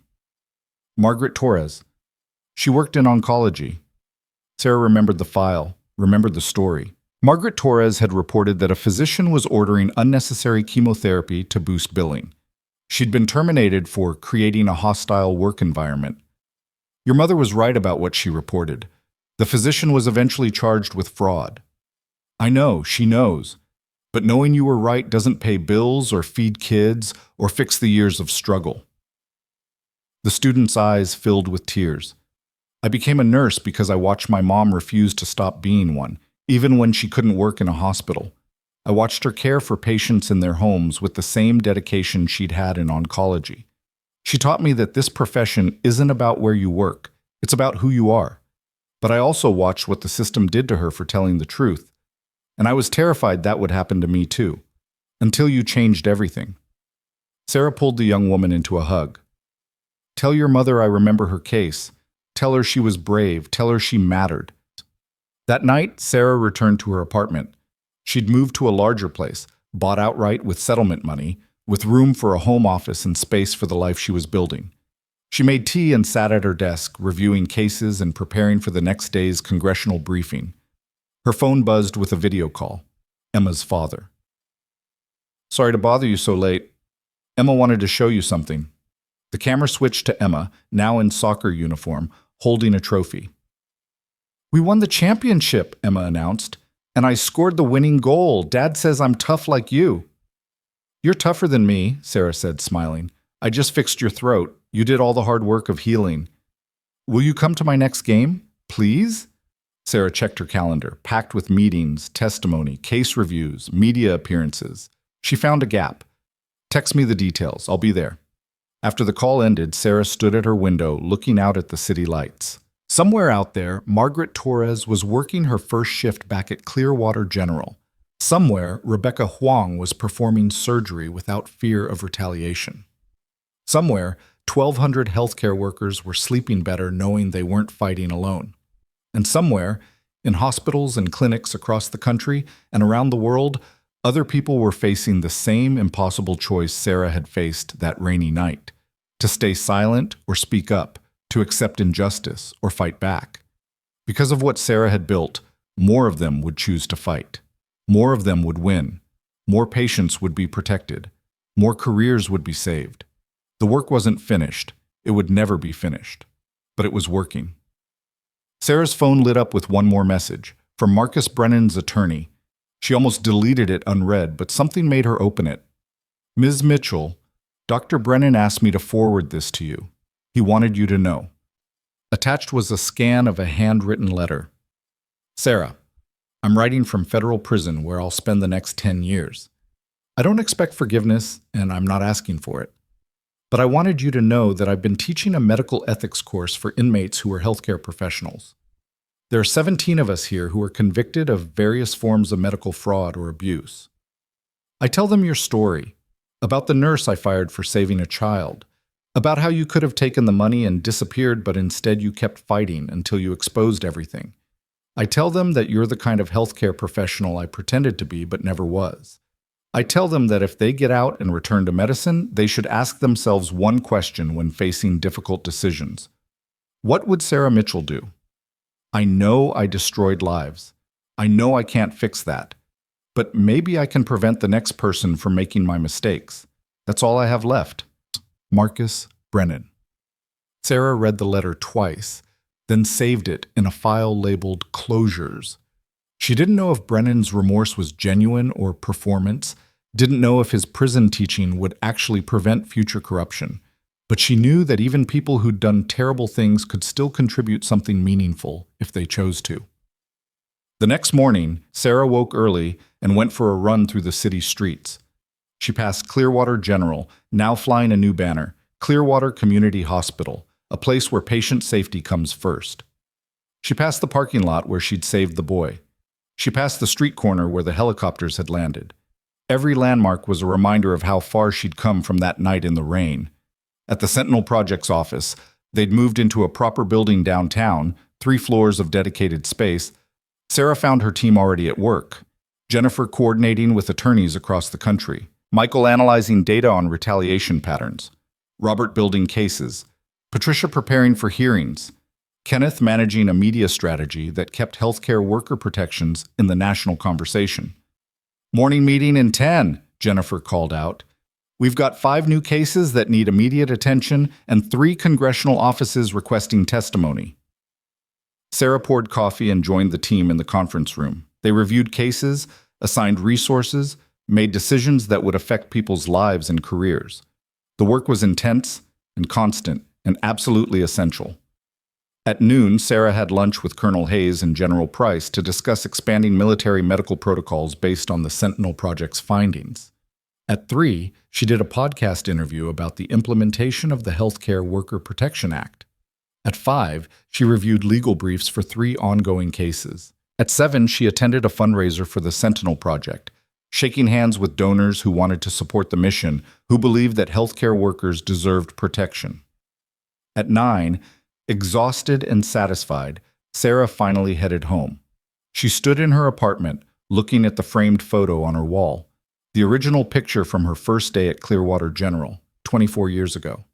Young Sarah in brand new scrubs, full of hope and determination and belief that the system would reward competence and integrity. That Sarah would have been terrified of who she'd become, would have thought that fighting the hospital, rejecting millions of dollars, becoming a public figure was reckless and impossible. But that Sarah hadn't known yet what this Sarah knew now, that sometimes the impossible thing is the only thing worth doing, that speaking up is terrifying until you realize that staying silent is worse, that you're never as alone as you think you are, and you're stronger than you believe. Sarah's phone buzzed one last time, a text from a number she didn't recognize. Ms. Mitchell, my name is David Park. I'm a medical student at Johns Hopkins. 3 years ago, you saved my Aunt Jennifer's career and gave her back her dignity. You probably don't remember, but you spoke at my college graduation about courage and integrity. I changed my major from business to pre-med because of that speech. Today, I started my clinical rotations. I just wanted to say thank you. You showed me what medicine is supposed to be. David. Sarah saved the message and added it to a folder she kept for moments when the work felt overwhelming, when the fights felt endless, when she wondered if any of it mattered. The folder had hundreds of messages now, from healthcare workers who'd been saved, from patients who'd received better care, from students who'd been inspired, from people who'd found courage they didn't know they had. Every message was proof that the work mattered, that the fight was worth it, that one person really could change everything. Sarah set down her phone and looked out at the city one more time. Tomorrow would bring new cases, new battles, new people who needed someone to stand with them against systems designed to keep them silent. She was ready. Because Sarah Mitchell wasn't just a nurse anymore, though she would always be a nurse first. She was a force of nature. She was proof that power structures could be challenged and defeated. She was evidence that doing the right thing, even when it cost everything, could lead somewhere better than anyone imagined. She was the person who'd been fired for saving a child and had turned that injustice into a movement that protected thousands. And she was just getting started. In the morning, she'd go back to the work. She'd take the calls from frightened healthcare workers. She'd coordinate with attorneys and investigators. She'd testify before committees and speak to media and build the systems that would outlast her. But tonight, she allowed herself a moment of stillness, a moment to acknowledge how far she'd come from that rainy street, that cardboard box, that moment when she'd thought her career was over. Her career hadn't ended that night. It had transformed into something bigger and more important than she'd ever imagined possible. Sarah Mitchell had lost a job. She'd gained a mission. And in the end, that made all the difference. The rain came again that night, gentle and cleansing, washing the city clean. Sarah listened to it against her windows and smiled. This time, the rain sounded like possibility, like hope, like the beginning of something that would never end, like justice.